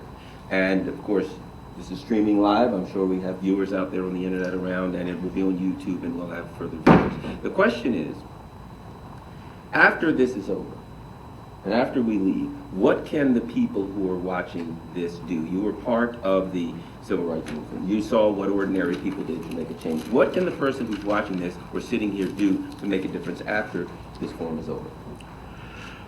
They should do and follow and work with and support all the programs that we, the leaders of this organization, can put together. It isn't a matter of them, well, it is a matter of them individually going out doing what they can. But a lot of people look to the Leadership Conference and La Raza and NAACP for a direction, and the Congressional Black Caucus. So this becomes our issue that should be raised even before we close this down. During the discussion, we should begin to put together a framework that we can work on after today to get ready for next year. And by the way, I would like to have a further examination of the musical components of our organization, because I come here as a representative of modern jazz, including John Coltrane, Miles Davis, Charlie Parker, and I'd like to put that on the agenda as well. Thank you. We certainly thank you. And now we'd like to, we have an opportunity. We've got Mike here. We have an opportunity for some questions. And if you want to direct them at a particular member of the panel, that's over a panel in general. So let's start all the way in the far back in the corner. This is the gentleman over there. Yes, the gentleman to the grade, right? Oh, we'll go. Okay, we'll start. We've got a man with a microphone in his hand, and possession is 9 tenths of the law. So let's start. At least 1 tenth to take it back. I obviously I support this bill. The one thing I would say is, and Congressman Conyers said that only the progressives and Democrats have supported the bill. I really think we really wanted. It goes to show that progressives and Democrats very much have their work ethic in mind, and I hope the conservatives will start believing in the work ethic and come on board. The other thing is, this is also a pro-family bill, because if you don't have someone bringing an income in a family, it doesn't stay well together, kids don't do as well. The last thing I would make a point is, I wouldn't see this as a creating jobs bill. There is work to be done in this country, whether in the city, in the schools, in the hospitals, in the rural area, that needs to be done. There's jobs, there's work out there. We have to get people paid to do those jobs. We're not creating jobs to keep people busy do work. There are real things that have to be done to keep this economy, to fight global warming and all these other things. And so I would change a little bit that the way to reach people, and thank you very much. Mm-hmm. Could I just point out that in addition to the numerous benefits that have been discussed here today about H.R. 1000, the Humphrey Hawkins full employment bill, is that the costs are 1/25 of 1% of the trading that goes on Wall Street in terms of investing brokers, and other activities that go on, in which in most other economic systems there's a hefty, there's a much more effective tax on them. At this point, those trades on Wall Street are untaxed, and I propose to end that. At the same time, we put together an opportunity to have a full employment society, which is certainly an easy objective of the wealthiest economy in recorded history. Hello, my name's Evan, and I'm also with the United Front Against Austerity. And we were helping Representative Conyers march on Washington before. And we're very much supportive of the Wall Street tax, sales tax, and we really want to focus on the fact that the power in this country resides in finance. And it's going to be hard to have any other policy win without a financial Wall Street tax and a sales tax, and we would actually like to see it much higher than the 0.02%, at least 1% Wall Street sales tax, to get austerity off the table. There should be no reason that people are talking about cutting Social Security, healthcare, anything. 1% Wall Street sales tax on financial transactions alone would take austerity off the table. Then the next step is nationalizing the Fed and getting the federal credit creation back into the hands of Congress for infrastructure. Like the American Civil Society for Engineers has a $3.5 trillion infrastructure deficit. So you can move $3.5 trillion into infrastructure, and that can create 10 million jobs of union wages. And love to see that, and the demand is great, and hopefully we can get it more than up to 1% or even higher. Please meet me in my office at your earliest convenience. Thank you. And for those of you who aren't familiar with the discussion regarding the tax, Congressman Ellison and a number of other people are working to put forth a bill that will create a tax on Wall Street trading. It's a small, very, very small tax, but because of the number of trades that are made, it will generate a significant amount of money, which I might add could easily pay for HR 1000. So the people who put all of these people out of work would in fact be paying to put them back to work. Congressman and the panelists, I just want to thank you. I'm humbled by all of you being here. Congressman, I don't know if you remember, but I'm from Detroit. I did volunteer work in your office back in 2002, 2003, back when Ray Plowden and Pam Walker were there. And I'm just thankful and grateful and humbled by your being able to take the time out to give me advice on things. I was a doctoral student at the time, and there was a Northwestern law student there and a Michigan State law student there. I went on and finished my doctorate, but now I'm a UDC law school applicant now. So just thanks. Thank you. I want to see you after you get your degree, too. Hi, I have a few somewhat connected comments. One, it would be great if the hedge fund managers were also taxed at rates much closer to the rates that most of us pay, and I recognize it's not too likely to happen, but obviously tax policy is pretty critical so that that money that the U.S. Treasury isn't getting could be received by the Treasury and then used for a lot of the programs that are really crying for income. Another point I want to make, there was a phrase that was used once called the states were laboratories of democracy. Well, some of the states are going in another direction as laboratories for autocracy, but there are still some good states left and some creative and progressive people. So I absolutely agree with what our friend with the Hip Hop Caucus said in terms of encouraging people to work for those states, to add their energy, and to try to think about moving to those states that aren't so progressive and try to, quote, infiltrate some of their political establishment to kind of change the balance there. And in terms of economic alternatives, Cooperatives have done quite well in some parts of the world.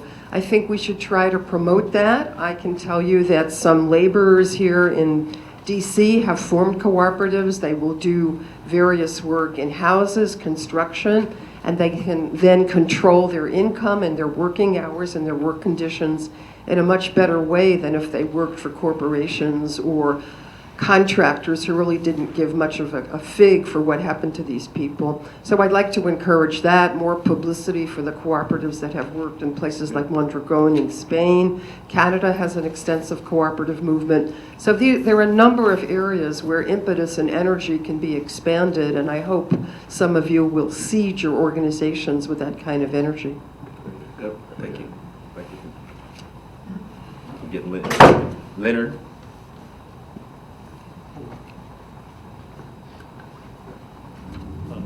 Thank you. You know, hi, Mr. Conyers. I thank you for your comments about the financial transaction tax part of the bill. And to me, the elephant in the room and what caused all this unemployment was the financial crisis that was precipitated by Wall Street. Exactly. In one of the greatest crimes in human history, which we also know basically no one is going to prison for. So, you know, I just want to introduce a notion that, you know, sometimes we get into a kind of enslaved language, you know, and I want to suggest that enslaved language is that we can't talk about finance. And, you know, it's been said it's the economy stupid. In this case, it's finance stupid. And if we can't, now we see the financialization of politics, and we see jobs being wiped out, and the financialization is also creating this great inequality because we have the Fed, until recently, printing $85 billion every month. And so I think we have to, I would ask, how can we break this enslavement of not being able to focus on finance and Wall Street? Thank you. Let me add just a little piece. I was really happy about the issues that get raised before, but there's something right in front of us right now that we really need to focus on as well. You know, we're in the process now of doing GSE reform, government-supported enterprises, and of course that's Fannie Mae and Freddie Mac. As we're talking about one of the things that creates more wealth for Americans than anything else, which of course is home ownership. Wealth is, of course, is money that produces more resources and support for you, and nothing does that like homes. After we've gone through this process now, again, I mentioned earlier, of African Americans losing 52% of our homes, which means 52% of our wealth as well. We went from a point that we were actually lower than most other groups. Only 44% of African Americans own their own homes, and about 88% of white Americans own theirs at the top. Now, we want to make sure everybody owns their own homes. I'm not suggesting there's anything wrong with white Americans, except that probably more should own homes as well. But right now, the discussions about what kind of down payments you're going to have to put down to actually transition from being a renter to an owner, and then being able to develop some principal and actually develop some wealth. I just refinanced my house because I'm trying to send my kid to college right now too. But being able to have that wealth bank allows me to do just that. It's part of that American dream, and hopefully we'll be able to do that at the far end of things as well. Right now, those issues are being debated and discussed in the White House and on Capitol Hill. There's a piece of legislation that's actually scheduled to come out that we've been negotiating with the Banking Committee over the last few weeks about too.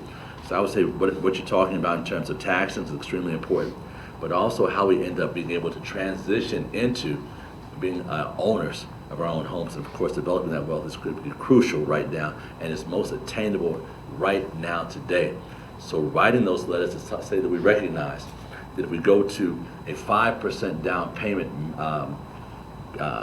mandate, it's going to mean that an average family of three is going to end up taking about 6 years to be able to develop enough to put a down payment down. If they go to 10%, it means that the number's going to go up to about 16 years to be able to save enough money to do it. In essence, it's going to make it more difficult for us to re-enter that economic part of our society as well. So I totally agree with you. If we're not talking economics, we don't recognize the true value of politics. And that is, I think it was Jesse Jackson said that politics without economics is of no value.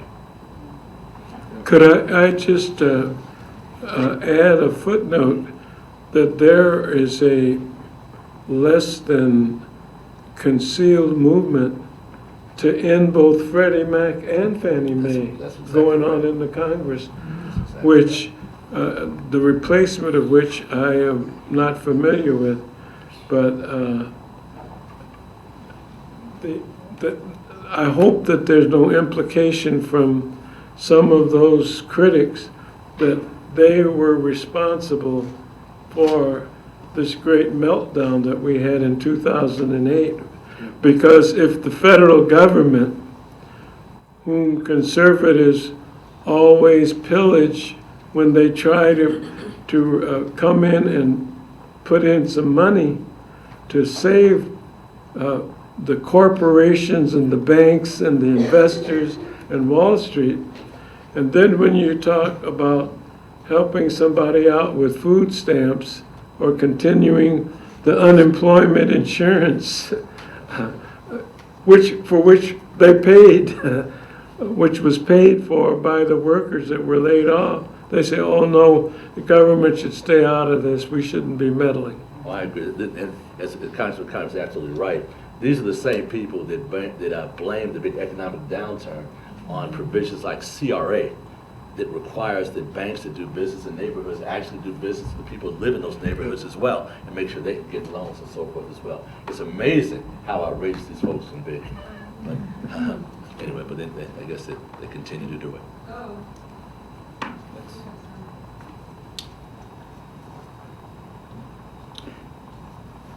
All right, Representative Conyers and Director Shelton, would you both agree that both parties take the black vote totally for granted?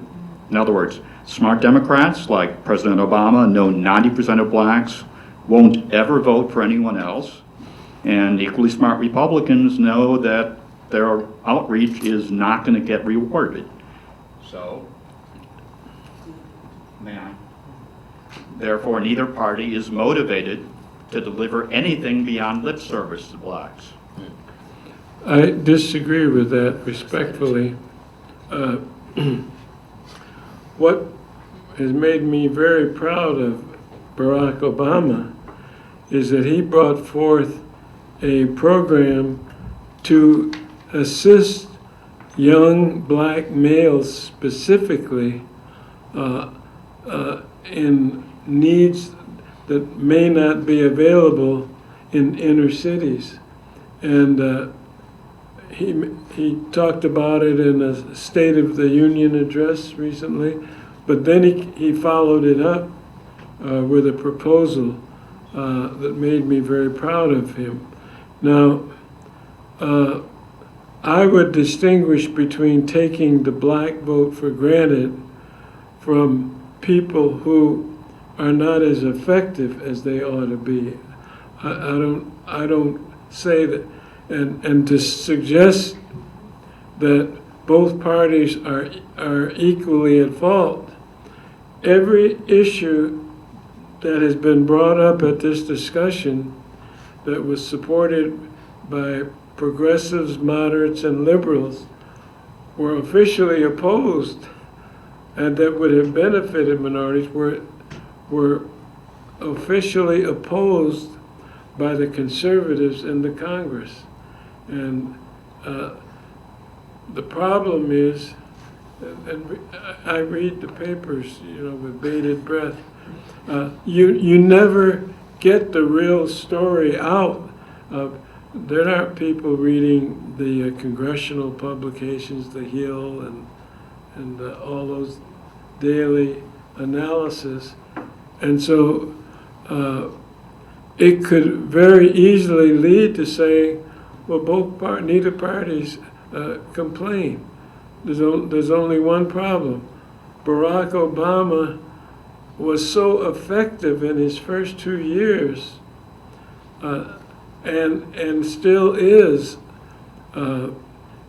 They are terribly worried that he understands what the use of executive orders are for, and that he can do. There are things that he does not require a vote in the Congress. And so I'd like to join you with an analysis of where the parties stand on these issues that involve African Americans. And I think that we might be able to reach a better agreement than we're at right now. I was certainly in Washington speak. I would associate myself with the comments of my colleague. But I would also add a couple of things that are well worth looking into. Certainly, if the question is, can both parties do more, the answer is absolutely yes. If the question is, are they the same, the answer is absolutely no. I'm one of those folks that actually ends up, because of our nonpartisan status, I go to both political party conventions every 4 years. And I can provide an analysis for you, but even who's at the table making the decisions about the agenda from the very beginning.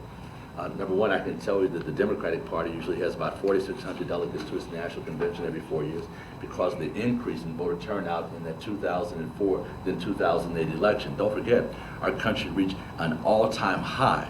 It was a record high voter turnout in the African-American communities. It's even higher than that. As a matter of fact, the only demographic that outpaced every other demographic, quite frankly, belongs to Dr. Yearwood here. That was African-American youth, young people between 18 and 24 voted in higher numbers than any other demographic that participated in those two elections. But I can also tell you that if you look at the number of delegates that are at those elections making those decisions, who sits at the table actually calls the tune. Of those 2,400 delegates that were at the Republican convention, less than 2% were African-American. Of those 4,600 delegates that were at the Democratic convention, I can tell you that 26% were African-American. If you look at how they're structured and who ends up being elected and the very agenda they're running on, the agenda that comes out, go to my website at NAACP.org. We do an analysis that tells you every issue, every platform plank that came out of both of those conventions, which one of them that we actually support. If we support the agendas, we don't support candidates, but we do support an agenda. You'll see it was very, very different. If we look at issues like, again, at healthcare at the time that we passed the Affordable Care Act, about 30% of all African Americans had no health insurance, 30%. As a matter of fact, if you look at the overall, we're about 12.4% of the population. That policy worked for us. If you look at issues like criminal justice system and crack cocaine, powder cocaine disparities, 89.4% of all crack cocaine convictions were African Americans. African Americans, again, only 12.4% of the population. If you look at even who appointed the Attorney General to the United States, who actually testified before the U.S. Sentencing Commission and said, we must fix this. In essence, the Attorney General came down representing the administration saying, this is our agenda. If we talk about other issues of jobs, of education, what we saw happen at the same time we passed the Affordable Care Act, the Obama administration moved a measure forward that actually reconfigured student loans to a point that brought them back into the government, actually saving funds on the administrative fees and actually increasing Pell Grants to try to keep pace with the increases in tuition. Let me just say, I can give you a very long list. Just go to NAACP.org, brother. And I think you'll see the comparison. I'm frustrated by both parties sometimes as well, but I think it is reckless to say that they both ignore the African American community, because quite frankly, we saw a major switch. Most African Americans, as you know, coming out of slavery voted Republican. I mean, every political scientist will tell you, we vote our economic interest, and our economic interest at that time was not being a slave. It just so happens the Republican Party was leading that agenda. Things changed as it moved into the New Deal and a few other things. This is a longer conversation, but I'd be delighted to give the details and the data. I appreciate the slogan that's used, they both ignore us. It's simply not true. May I? The point I was trying to make is, it seems to me... And I would ask you to close out because we have a few other people. I'll say it very brief. It seems to me that if both parties thought there was a risk of the black vote going 90% the other way, or at least 50-50, if there was a chance of that, both parties would really focus. But right now, because both parties are smart, they say, why bother? You get the vote for free. I'm going to invest in getting the votes I need for legislation in the groups that might switch sides. Sure. And one other thing to weigh in, there's a very interesting thing happening from the Republican Party side of this perspective. I think they've come to the point they realize they cannot maintain themselves, that unfortunately, that they cannot count on the kind of problems we're having at the polls to continue to keep them in office. So they've actually hired 100 new organizers that are being spread out throughout the country to actually target in on African American and Latino votes, because again, they realize they cannot continue to win. It plays into the concept you're raising, but I think the Democrats understand that in a much more profound way. They know the only way you can get elected statewide is if you have a significant African American pool to actually vote on your behalf. I would say this though. I would say this though. I think that I hear your question. I think, but the problem, I was listening to your question, also would mean that African American voters are not sophisticated at its core. I know you're not saying. I know you're not. I'm not asking you to. I'm just saying this at the core of, and what I mean when I say that is that I think we have seen, polling has shown that actually one of the most sophisticated voters, the ones who have turned out now in large numbers, despite, to be honest, sometimes you think they wouldn't turn out because things are against them, but they still turn out, is the African American population. Your question, though, which I think is valid in regards to investment, which I was hearing about. In other words, if you are turning out to do this issue, why wouldn't people take you for granted? And let me say this: this is not even just an African American, but more progressive. One of the hardest things that I had to do, we at the Hip Hop Caucus had a campaign called "Make Hip Hop Not War," and that campaign at the time. Had us, we voted, we went around the country, Chicago and around, and that campaign, they voted that they felt that if the rule of law could be broken, then there's no law at all. And so in that process, they voted that they felt that the president, to end the war in Iraq, they voted that the president, we should push for that President Bush should be looked upon as being impeached. Yeah. Now that was hard, and I'm going to tell you why this was hard, because we had many discussions in our communities, and at the time, the head of the Judiciary Committee was Congressman Conyers. And they voted, the Hip Hop Caucus, that we didn't care, we were going to march into whoever was in charge office, and we were going to get arrested. Now, they didn't know that Congressman Conyers was my mentor, I'm the president of the Hip Hop Caucus, but because of the process and because of the sophistication of these young African American young people, we went to Congress, we went into Congressman Conyers' office, and we sat down right next to the Rosa Parks who worked in the office bus. Yeah. Congressman Conyers came out, he actually walked through, said something like a sit-in, went to his office, and he called me in. He says, Reverend Yearwood, it looks like y'all are sitting in. And he says, I guess y'all are planning to get arrested. And he said then, I never forgot, you must do what you have to do, and I must do what I have to do. But he says, this is a abode for democracy, because if you're sitting in my office as young African Americans willing to get arrested against an African American congressperson, you're willing to sit in anybody's office and fight for justice. Godspeed. And then we were all arrested. So I think that young people, particularly young African Americans, are very sophisticated.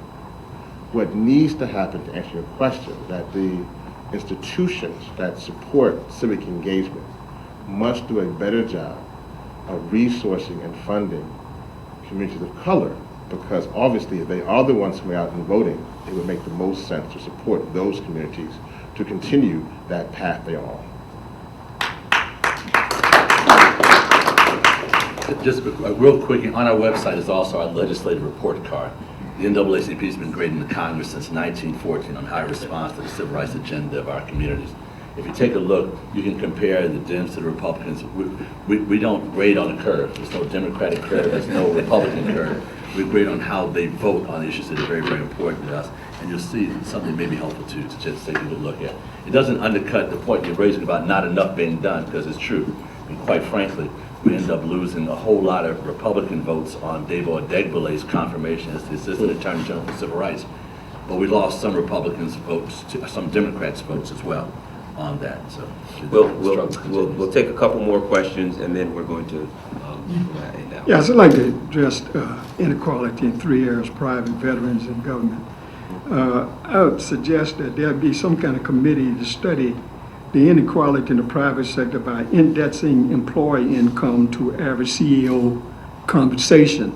and there may be a study of the ratio between CEOs at foreign companies and their employees, and see if we can bring American CEO, employee compensation in line with the industrial, the other industrial nations. Two, as far as vets, we have a disparity and inequality among our veterans. It should not depend on what war you serve in, what kind of compensation you go. Let's understand something. They talk about the World War II veterans being the greatest generation. It was also the greatest subsidized generation in American history. As far as, they had a serious GI Bill, not the jive that they have for Vietnam veterans and Korea War veterans and all other veterans of the war since World War II. They had a serious, subsidizing for their first home, So that's about, so maybe we should use that as the gold standard and seek equality for other veterans that is on par, or at least come approach the kind of compensation for the most subsidized veterans in our history. And third, the government sector. Now I can speak personally on inequality there. I served as a federal union representative at Goddard Space Flight Center in NASA for 2 terms. And when I was there, one of the things, I was the cause of ending merit pay at NASA. And let me tell you now, I want you to understand, we have a culture, and one party is actually the Darwinian party. We have a deep culture of believing in survival of the fittest, and the fittest should be compensated higher than the unfit. That is the Republican Party's mentality. That's their God. Their God is Herbert Spencer. It's not Jesus Christ. Now, thank you. in merit pay, I just want to tell you on the merit pay. On the merit pay, there was 3 categories when I came there called outstanding, satisfactory, and unsatisfactory. They wanted to change to 5 categories: outstanding, highly successful, minimum satisfactory, and unsatisfactory. They say they wanted to also link cost of living to the performance. In other words, if you got highly successful, you get cost of living plus 2%. And we're going to have to ask you if you can kind of wrap it up, because we want to get a couple of people in before the end. Believe me, you're going to hear something, okay? Now, what happened is that I say, if you put that system in, the bell curve, which is around satisfactory, will shift to highly successful for whites, and only the whites will be getting at Goddard Space Flight Center that 2% bonus. He said, Gordon, why are you so cynical? I said, okay, let's play the game. I'm going to just say that only whites work here. White women score higher than white men throughout the government at every GS level. I don't see any correlation between how white women are graded by white men in performing in the government in terms of executive pay and in private compensation. So we want to thank you, but unfortunately, we have to go on, because we do want to certainly keep. We want to keep. If you don't have a merit pay for your sister, your mama, and your old lady, I know you won't have a merit system if you put it in for me. Thank you. So that's how bias enters into the process. And we'll do 2 more. This gentleman up here has had his hand up for quite a while. I certainly do. He's had his hand up from the beginning. It looks like he's shaking his hand. I think all the blood's run out of it. We're going to bring you the mic.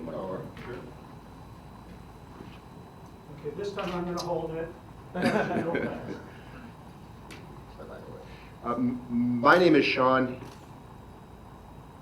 Hanover. I own a law firm that works in this 3-state area. And there are 3 things I want to mention briefly. I actually came out of this law school, so it's nice to come back here and see you all here and have a chance to take part in this.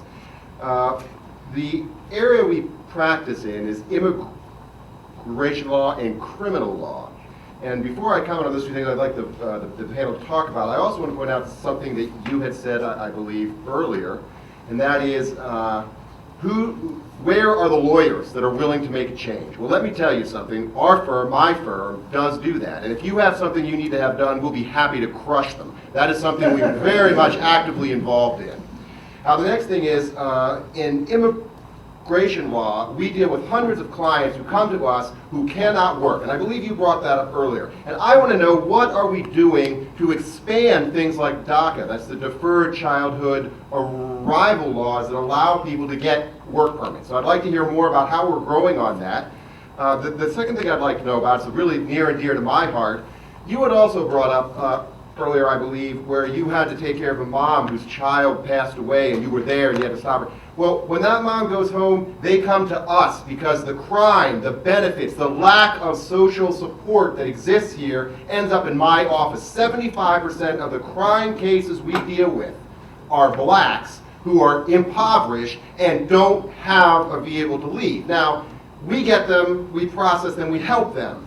When they get out, what is the process? How can we reintegrate these folks so I don't see them 6 months later, same crime, same drugs, same murder, whatever the case may be? How can we help? What differences can we make? And more importantly, what's in your bill that's going to address getting jobs for convicts so we can reintegrate them in this society? Thank you. Well, that's what the bill is about, putting people back to work. We do have a restriction that is used by many employers that those convicted of a prior felony will not be eligible to be hired. And that's a separate thing that we've got to work on. The one other thing I wanted to leave you with is that the immigration roadblock in the House Judiciary Committee, upon which I am the ranking member, is blocked because the conservatives, many of them on the committee, will not, and including the chairman, with all due respect, will not let the immigration bill come to the floor. Because if it did, many of us think that it would pass overwhelmingly in terms of giving relief to these 11 or 12 million people who are currently living in the shadows. A couple minor things. One is the Second Chance Act was a bill that we were able to get through the House and the Senate, and believe it or not, even got George Bush to sign it into law. It was a very helpful step in the direction of reintegration of those that are coming out of our prisons. The point you made is absolutely right on target. Over 600,000 people roll out of our prisons every year, in our jails and so forth, back into society, and we don't have the level of support and help we should. There are unnecessary obstacles that we're working on now. We were able to get the Secretary of Housing to actually do a clarification to all the public housing units throughout the country that those obstacles are not federally driven obstacles of people living in public housing and whatnot. They're actually driven by those state and local housing authorities, and they needed to change. We're moving those along with a couple other things. There's an initiative we have that we've been able to work out through some of the largest corporations in America as we talk about people being hired. It was called Ban the Box. What we recognize is the point you're making. That when people fill out job applications, there's a place to check off whether you have a felony offense on your record. If they do, oftentimes they don't consider it any further. They throw it out and don't consider this may be something very low level. As you know, over 50% of those that come out of prison were in there for non-violent, mostly drug-related offenses that would not affect one way or another their ability to manage a cash register, to work in other job positions, whatnot, stock rooms, so forth and so on. So the fight's still on to fix some of these issues. There are a number of things we're trying to address there. We've talked to a number of people, including the Attorney General, because as you know, one of the big issues that we also have to deal with those felons, those former felons, is the right to vote. We have over 5 million Americans right now that cannot vote because they have felony offenses on their records.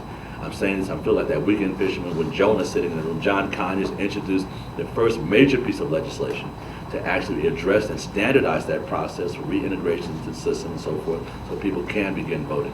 So it's a longer set of issues, but we strongly support the points that you're making. And there are a number of initiatives underway right now to try to address those concerns, but I can also say this. Our major blockage also happens to be in the same institution Mr. Conyers sits in as well. Not him, but some of his colleagues, unfortunately and sadly, are blocking some of these progressive notions to address these issues that we know will not only move to address the real issues of justice, but save the American people hundreds of billions of dollars per year if we simply fix them. Definitely, reintegration is key to Hip Hop Caucus.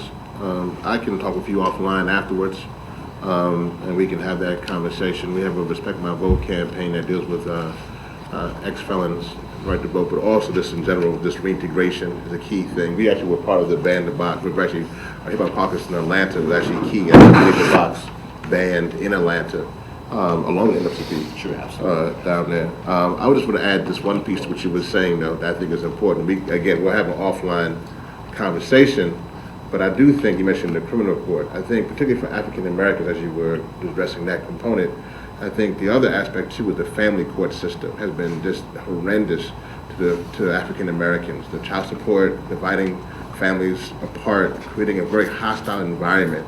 And I do think that we need to do better from our sides to work on the family court system as well, so that we can make sure families are together, because we know that strong families clearly make it better for African Americans on the long term as well. But definitely offline, let's have that conversation. The Democracy Restoration Act is pending. John Conyers is the co-sponsor of the bill. We need support to get it through the House and the Senate. Mr. Conyers wanted to make another comment, and then we'll take one more question and we'll close out. Well, I only wanted to refer to Michelle Alexander's The New Jim Crow. Yeah.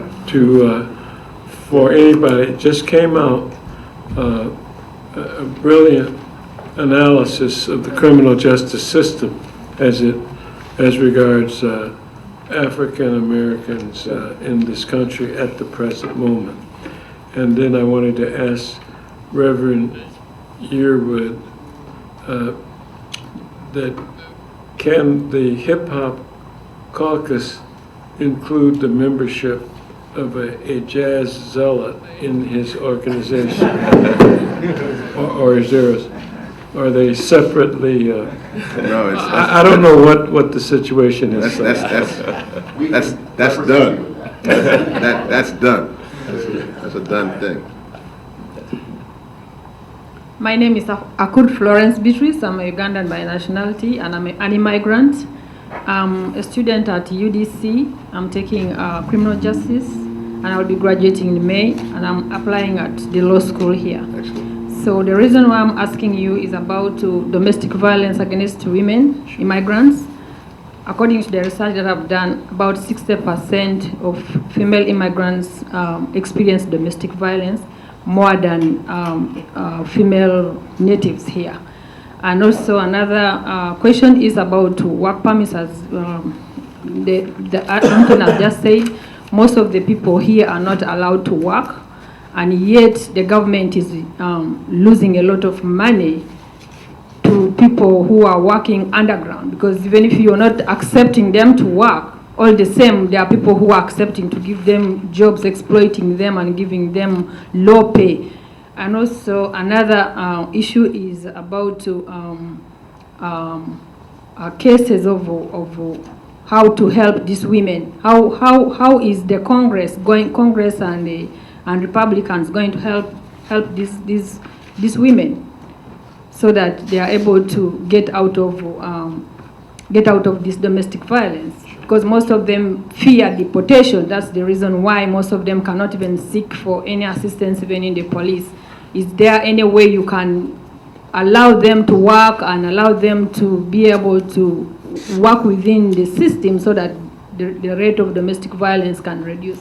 I understand that this is a country which was built out of immigrants. So why are those women not heard? Thank you.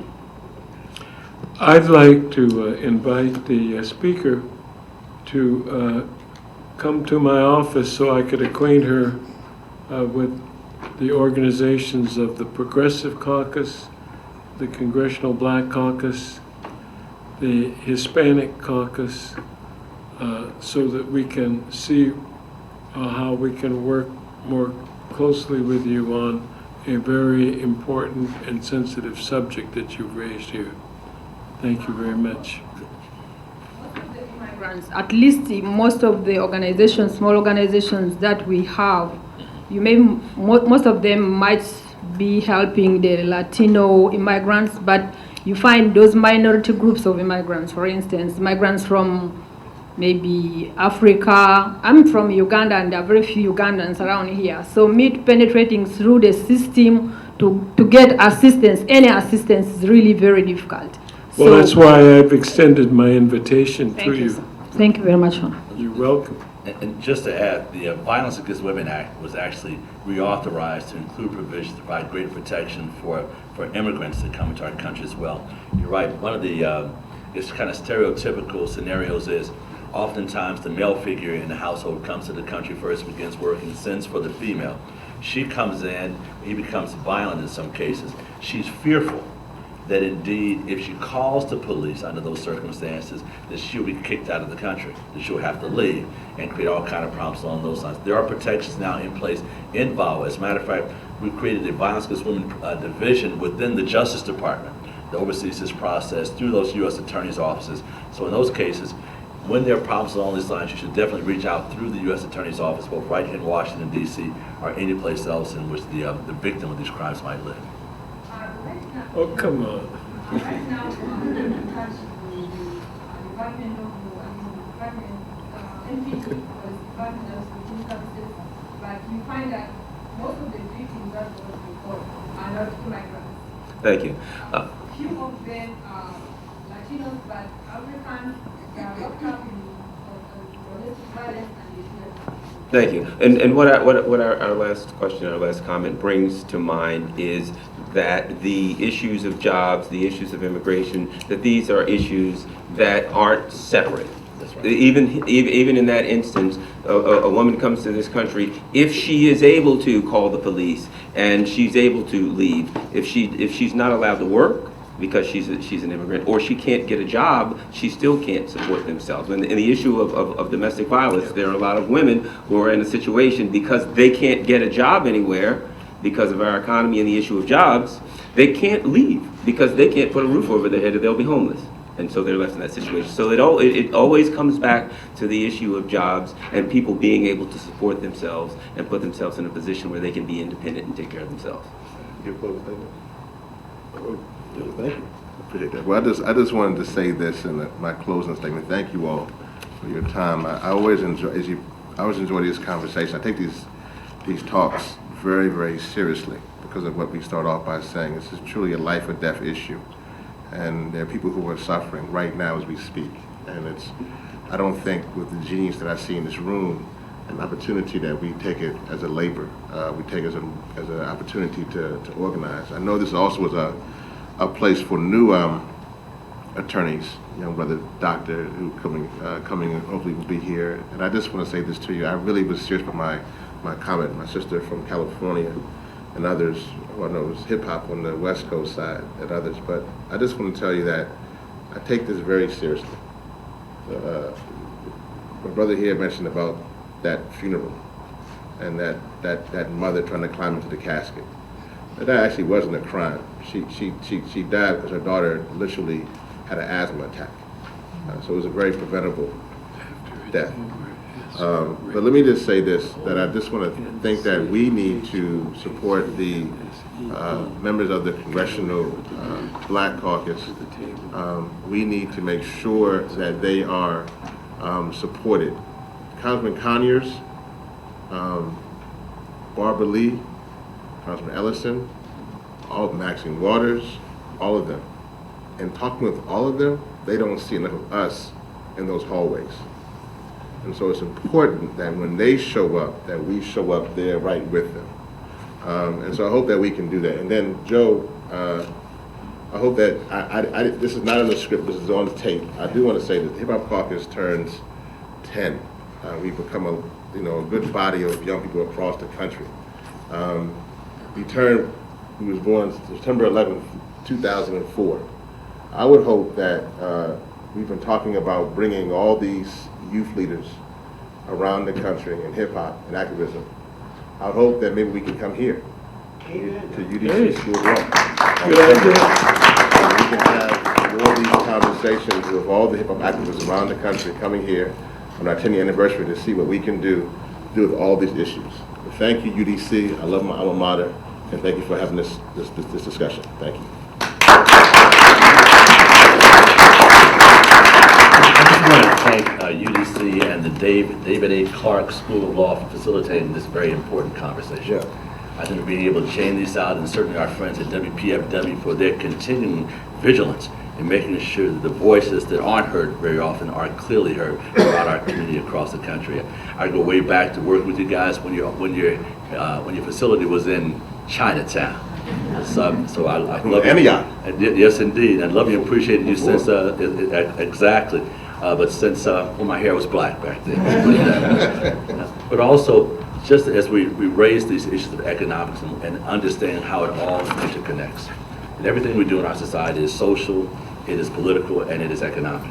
And it's more like Olympic rings all tying together in many, many ways as we talk about even one of them. So it's important that we're having these conversations as we move ahead. But it's also important we continue to turn these conversations into the kind of action that we're absolutely going to need to change this nation to make sure we don't have to continue coming back and having these discussions without any real solution. So again, I thank you all for the opportunity to talk about these things. And most importantly, we thank the people we thank our guests here for coming and participating and asking wonderful questions and sitting here with us and working out these problems and working towards solutions. So we certainly also thank those who are watching on the internet right now and those who will be watching in the future when this goes up on YouTube. I would like to, if possible, I'd like to get as many people as possible. I'd like to get your email address. We will be having more forums. We will be having members of Congress and various people here, and we certainly want you to be involved and help work towards solutions in the future. Mr. Rick Hohensee would ask you to speak with Mr. Conyers afterwards. And I certainly thank everybody very much. On behalf of WPFW, on behalf of the UDC Law School, I want to certainly thank Joe Libertelli for making this happen. Mike Hirsch, absolutely wouldn't happen for him. I want to thank, he's not here, but he's in North Carolina watching it now, Mr. Joel Siegel, who was a great part, also a tremendous part of making this happen.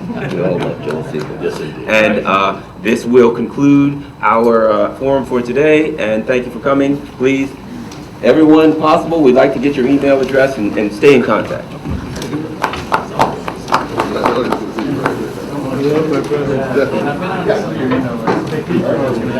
Some of our meetings that we try to